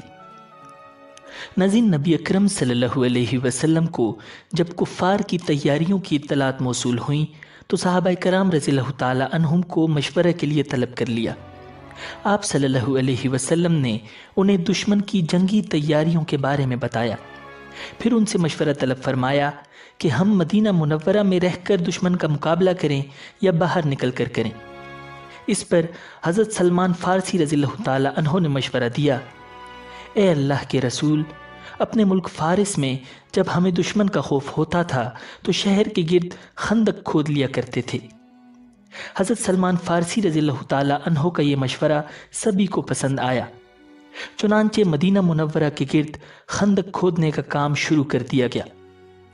ناظرین، خندق کی گہرائی 15 فٹ اور چوڑائی 30 فٹ کے لگ بھگ رکھی گئی تھی تاکہ گھڑ سوار بھی اسے آسانی سے نہ پھلانگ سکے۔ چونکہ وقت کم تھا اس لیے بہت تیزی سے کام شروع کر دیا گیا۔ نبی اکرم صلی اللہ علیہ وسلم نے وقت کی نزاکت کا اندازہ کرتے ہوئے سب کو اس کام میں لگا دیا۔ کوئی بچہ یا بڑا اس کام میں پیچھے نہ رہا۔ اگر کسی کو تھوڑی دیر کے لیے بھی کسی کام سے جانا ہوتا تو حضور صلی اللہ علیہ وسلم سے اجازت لیے بغیر نہیں جا سکتا تھا۔ ناظرین، جو کڑیل جوان تھے وہ کدالوں اور پھاوڑوں سے زمین کھود رہے تھے، باقی لوگ مٹی اٹھا اٹھا کر کناروں پر جمع کر رہے تھے۔ مٹی اٹھانے والوں میں حضرت ابو بکر اور حضرت عمر رضی اللہ تعالی عنہما جیسے بزرگ حضرات بھی شامل تھے۔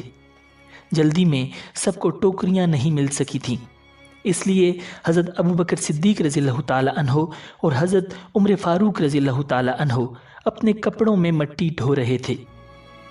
حضور صلی اللہ علیہ وسلم 10 آدمیوں کی ایک ٹولی میں بذات خود شامل تھے اور موقع بموقع نہ صرف کھدائی میں شرکت فرماتے تھے بلکہ مٹی اٹھا اٹھا کر پھینکنے میں بھی حصہ لیا کرتے تھے۔ ناظرین، یہ سخت سردی کے ایام تھے اور شہر میں کھانے پینے کے ذخائر بہت کم رہ گئے تھے، اس لیے صحابہ کرام کو پیٹ بھر کر کھانا بھی نصیب نہ ہوتا تھا، مگر پھر بھی وہ خندق کی کھدائی میں پورے جوش و جذبے سے شریک تھے۔ کھدائی کا کام روزانہ صبح سویرے شروع ہوتا اور اندھیرا پھیلنے تک جاری رہتا۔ اس دوران نبی اکرم صلی اللہ علیہ وسلم صحابہ کرام رضی اللہ تعالی عنہم کی یہ محنت و مشقت دیکھ کر ان کا حوصلہ بڑھاتے اور یہ فرماتے، اللہم لا عیش الا عیش الآخرہ فاغفر الانصار والمہاجرہ۔ اے اللہ، اصل زندگی تو آخرت ہی کی زندگی ہے، پس تو انصار اور مہاجرین کو بخش دے۔ صحابہ کرام رضی اللہ تعالی عنہم نبی اکرم صلی اللہ علیہ وسلم کی یہ دعائیں سن کر اپنی محبت اور ولولے کا اظہار کرتے ہوئے یہ شعر پڑھتے، نحن الذین بایعوا محمدا علی الجہاد ما بقینا ابدا۔ ہم وہ ہیں جو محمد صلی اللہ علیہ وسلم سے جہاد کی بیعت کر چکے ہیں جب تک ہم باقی رہیں، ہمیشہ ہمیشہ کے لیے۔ ناظرین، کھدائی کے دوران ایک جگہ سخت چٹان آ گئی۔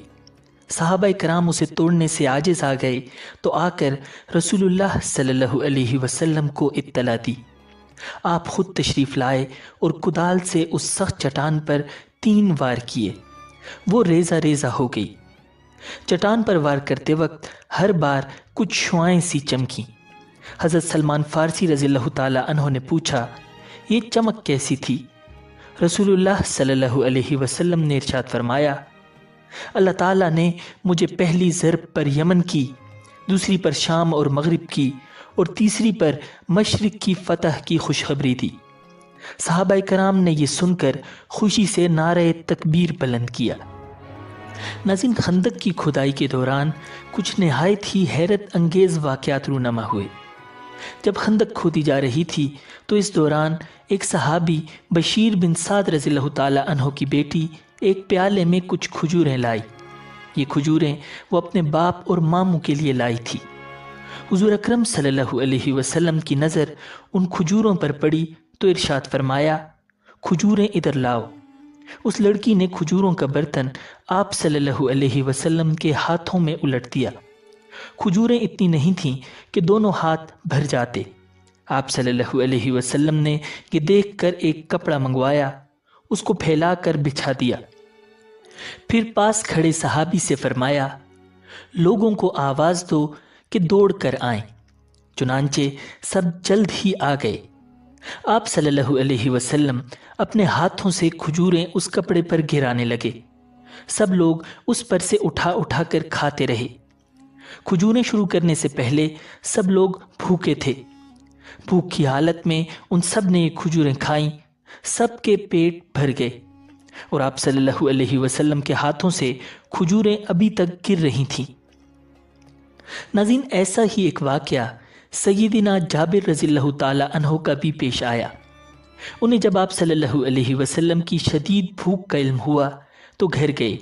ان کے گھر میں بکری کا ایک چھوٹا سا بچہ تھا اور گندم یا جو کے کچھ دانے تھے۔ انہوں نے اپنی اہلیہ سے کہا کہ نبی اکرم صلی اللہ علیہ وسلم کو بھوک لگی ہے، لہٰذا یہ بکری ذبح کر کے سالن تیار کر لو، گندم کو پیس کر روٹیاں پکا لو، میں اللہ کے نبی صلی اللہ علیہ وسلم کو لے کر آتا ہوں۔ حضرت جابر رضی اللہ تعالیٰ عنہ کچھ دیر بعد حضور اقدس صلی اللہ علیہ وسلم کی خدمت میں حاضر ہوئے اور آہستہ آواز میں کہا کہ آپ کے لیے گھر میں کھانا تیار کرایا ہے۔ یہ سن کر نبی اکرم صلی اللہ علیہ وسلم نے کسی سے کہا، اعلان کرا دو جابر کے ہاں سب کی دعوت ہے۔ چنانچہ پکار کر اعلان کیا گیا کہ سب لوگ حضرت جابر رضی اللہ تعالیٰ عنہ کے گھر پہنچ جائیں۔ حضرت جابر رضی اللہ تعالیٰ عنہ پریشان ہو گئے کہ وہ تھوڑا سا کھانا اتنے لوگوں کو کیسے پورا ہوگا۔ انہوں نے پریشانی کے عالم میں انا للہ و انا الیہ راجعون پڑھی اور پھر گھر آ گئے۔ وہ کھانا حضور نبی اکرم صلی اللہ علیہ وسلم کے سامنے رکھ دیا گیا۔ آپ صلی اللہ علیہ وسلم نے ارشاد فرمایا، اللہ برکت دے۔ پھر آپ صلی اللہ علیہ وسلم نے بسم اللہ پڑھی، سب نے کھانا شروع کیا۔ باری باری لوگ آتے رہے اور کھا کر اٹھتے رہے، ان کی جگہ دوسرے لیتے رہے، یہاں تک کہ سب لوگوں نے خوب پیٹ بھر کر کھانا کھایا۔ اس وقت ان مسلمانوں کی تعداد تقریباً 800 کے لگ بھگ تھی۔ حضرت جابر رضی اللہ تعالیٰ عنہ کہتے ہیں، اللہ کی قسم جب سب کھانا کھا کر چلے گئے تو ہم نے دیکھا گھر میں اب بھی اتنا ہی کھانا موجود تھا جتنا نبی اکرم صلی اللہ علیہ وسلم کے سامنے رکھا گیا۔ ناظرین، بالآخر 15 روز کی شدید محنت و مشقت کے بعد خندق مکمل ہو گئی۔ ناظرین، یہاں تک اگر آپ کو یہ ویڈیو پسند آئی ہے تو ویڈیو کو لائک کیجئے تاکہ اور بھی لوگوں تک یہ ویڈیو پہنچ سکے اور ثواب میں آپ کا بھی حصہ شامل ہو سکے۔ ناظرین، ادھر خندق کی کھدائی مکمل ہوئی اور ادھر سے قریش کا لشکر بھی نمودار ہو گیا اور احد پہاڑ کو پشت پر رکھ کر مدینہ کے شمال میں پھیل گیا۔ ان کے ساتھ احابیش، بنو غطفان، بنی کنانہ، اہل نجد اور تہامہ کے مشرکین بھی تھے۔ اپنے سامنے ایک گہری اور وسیع خندق کھدی دیکھ کر وہ حیران رہ گئے اور بولے، بخدا یہ تو ایسا حربہ ہے جو اس سے پہلے عربوں نے کبھی نہیں آزمایا۔ نبی اکرم صلی اللہ علیہ وسلم نے فوری طور پر 15 سال سے کم عمر تمام بچوں کو جو اب تک کھدائی میں شریک تھے، خواتین کے ساتھ انصار کے قلعہ نما حویلیوں میں پناہ لینے کا حکم دیا۔ زیادہ تر خواتین اور بچوں کو اتم حسان میں رکھا گیا، جو کہ مدینہ کی وسیع ترین عمارت تھی اور حضرت حسان بن ثابت رضی اللہ تعالی عنہ کی جائیداد تھی۔ رسول اللہ صلی اللہ علیہ وسلم نے اب فوج کا پڑاؤ خندق سے پیچھے ہٹا کر جبل صلح کے ساتھ خیمے لگوائے تاکہ کفار کی تیر اندازی سے حفاظت رہے۔ خود آپ صلی اللہ علیہ وسلم کا خیمہ اس پہاڑ کی بلندی پر نصب کر دیا گیا۔ آپ صلی اللہ علیہ وسلم یہیں نمازیں ادا فرماتے تھے۔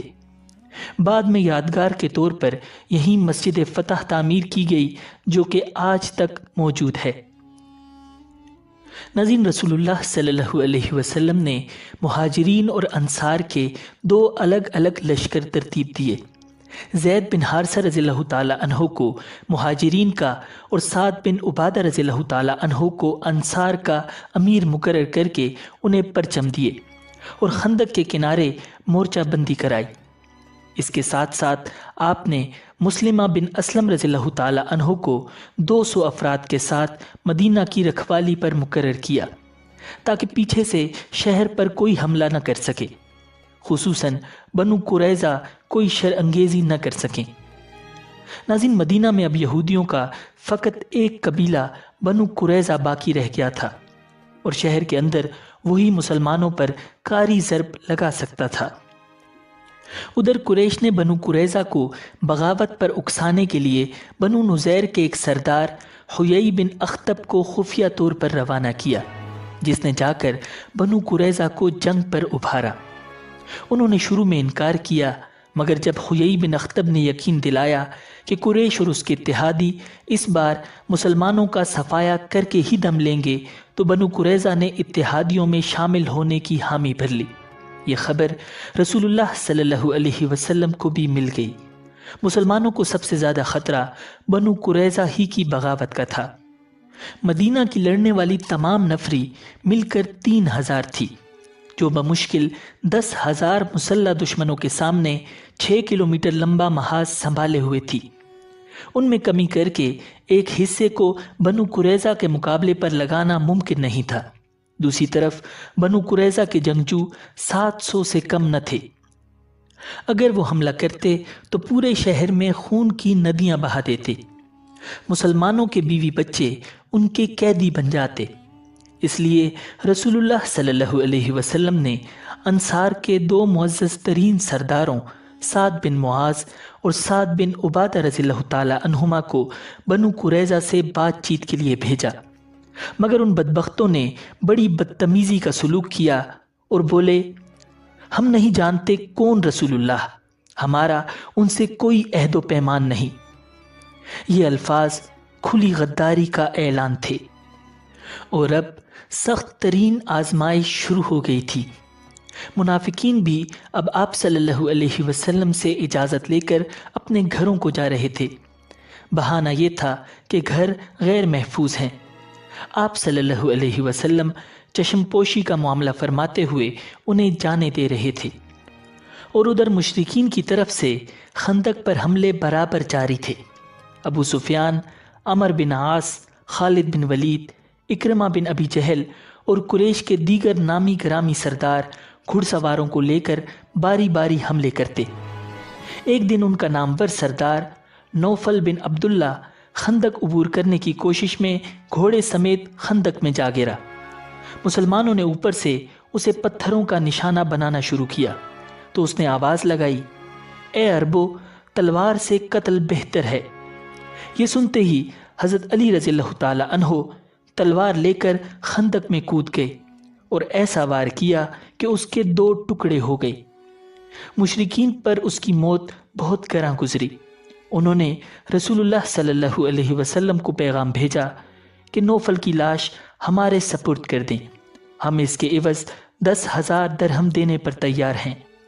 رسول اللہ صلی اللہ علیہ وسلم نے معاوضہ لینے سے انکار کر دیا اور صحابہ سے فرمایا، لاش ان کے حوالے کر دو، یہ بھی ناپاک ہے اور اس کا عوض بھی۔ ناظرین، بنو قریظہ نے کچھ مسلح افراد کو ان حویلیوں کی جانب روانہ کیا جن میں عورتیں اور بچے پناہ لیے ہوئے تھے۔ ان میں سے ایک یہودی حضرت حسان بن ثابت رضی اللہ تعالی عنہ کی حویلی کے آس پاس منڈلانے لگا، جو سب سے بڑی اور محفوظ قلعہ نما عمارت تھی۔ اس وقت یہاں سب خواتین اور بچے ہی تھے۔ مردوں میں سے حضرت حسان رضی اللہ تعالی عنہ کے سوا کوئی نہ تھا۔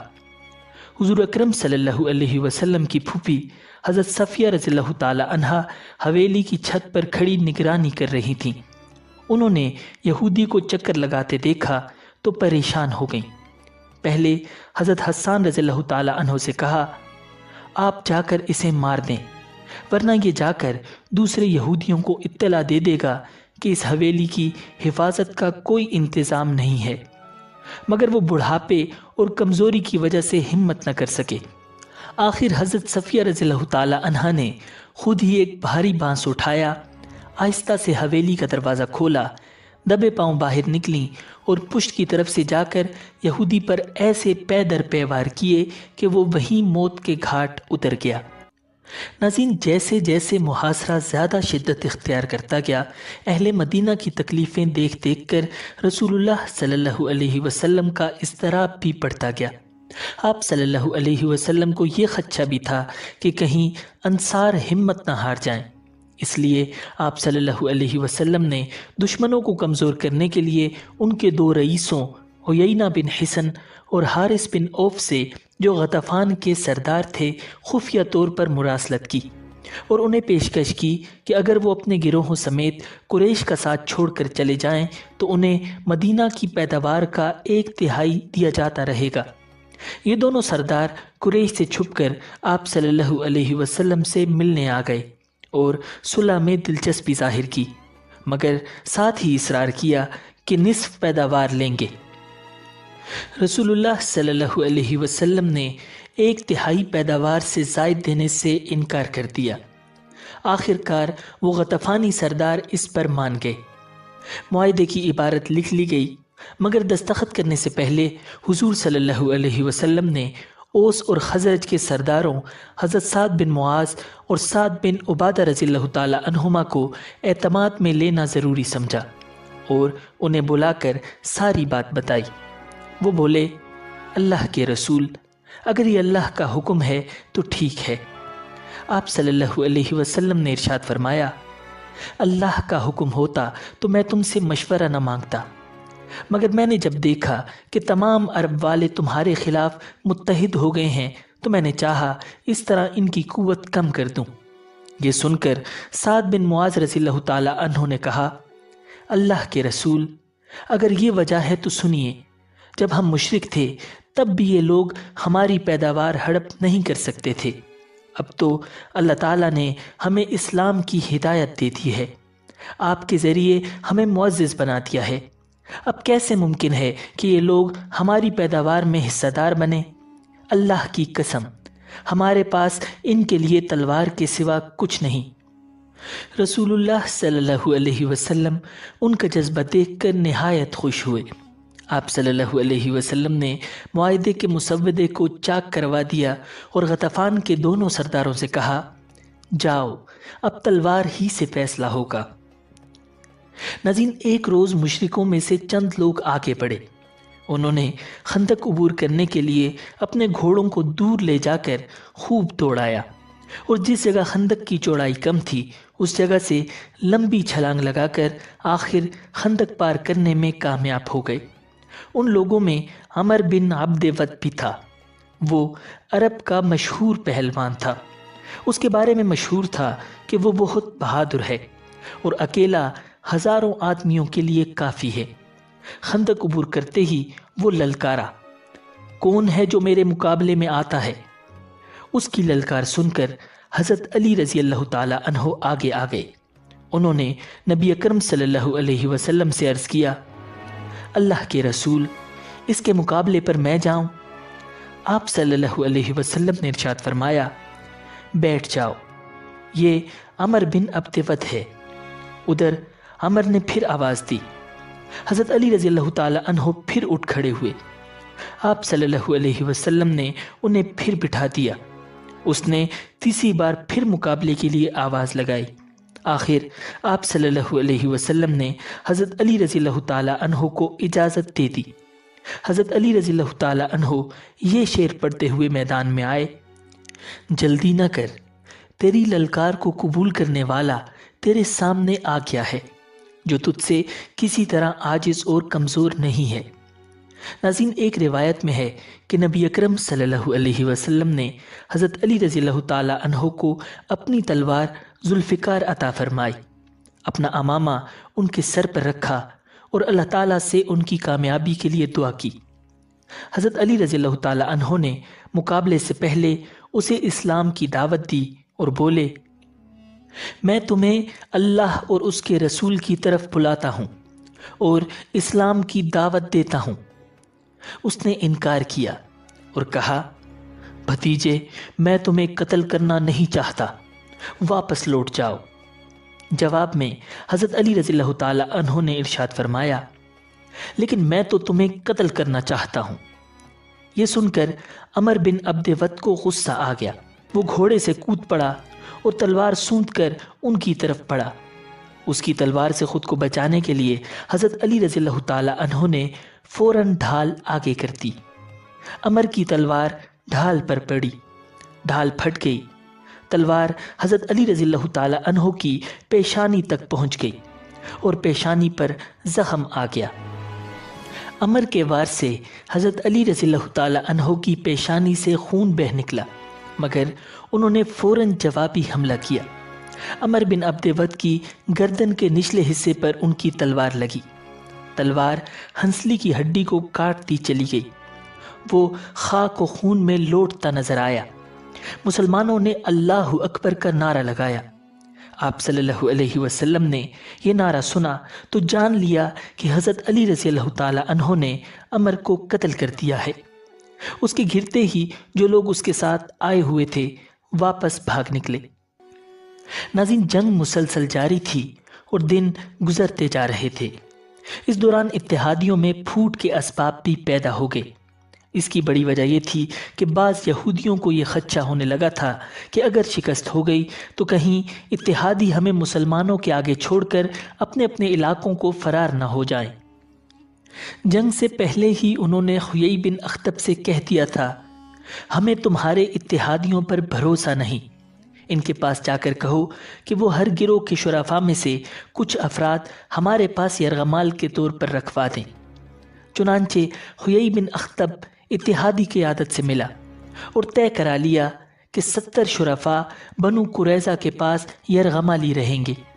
مگر جنگ شروع ہونے کے بعد اتحادیوں نے یہ وعدہ پورا کرنے کا نام بھی نہ لیا۔ اس صورتحال میں یہودیوں کے خدشات پختہ ہونے لگے کہ اتحادی انہیں دھوکہ دے کر بھاگ جائیں گے۔ آخر انہوں نے خفیہ طور پر رسول اللہ صلی اللہ علیہ وسلم کو اس شرط کے ساتھ صلح کا پیغام بھیجا کہ بنو نذیر کے یہودیوں کو جو جلا وطن کر کے خیبر بھیج دیے گئے تھے دوبارہ مدینہ میں بسنے کی اجازت دی جائے۔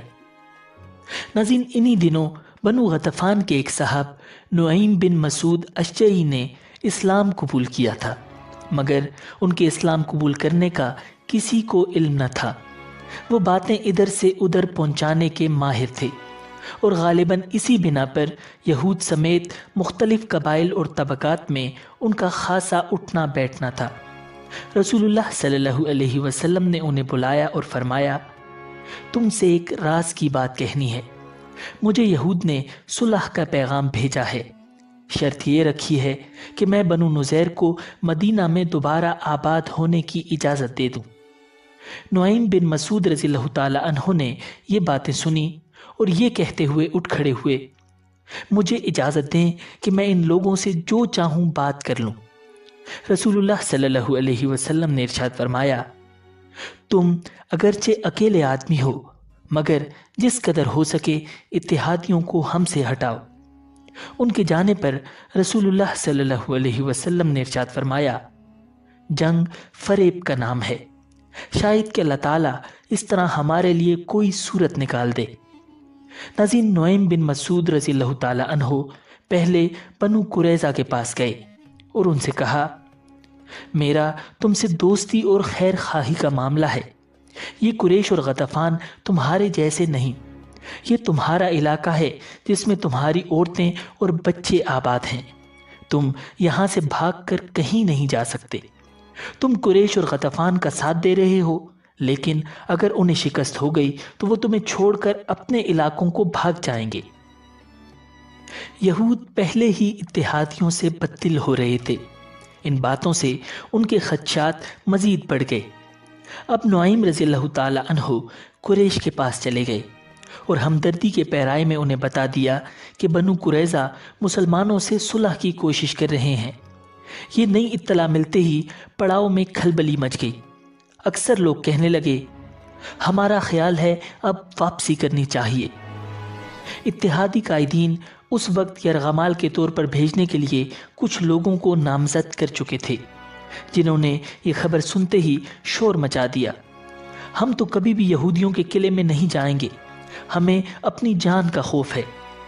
اس کے باوجود ابو سفیان نے آخری کوشش کے طور پر اکرمہ بن ابی جہل کو بنو قریظہ کے پاس یہ پیغام دے کر بھیجا، کل بروز ہفتہ ہم فیصلہ کن حملہ کریں گے، تم بھی قلعے سے نکل کر ہمارے ساتھ جنگ میں حصہ لینا۔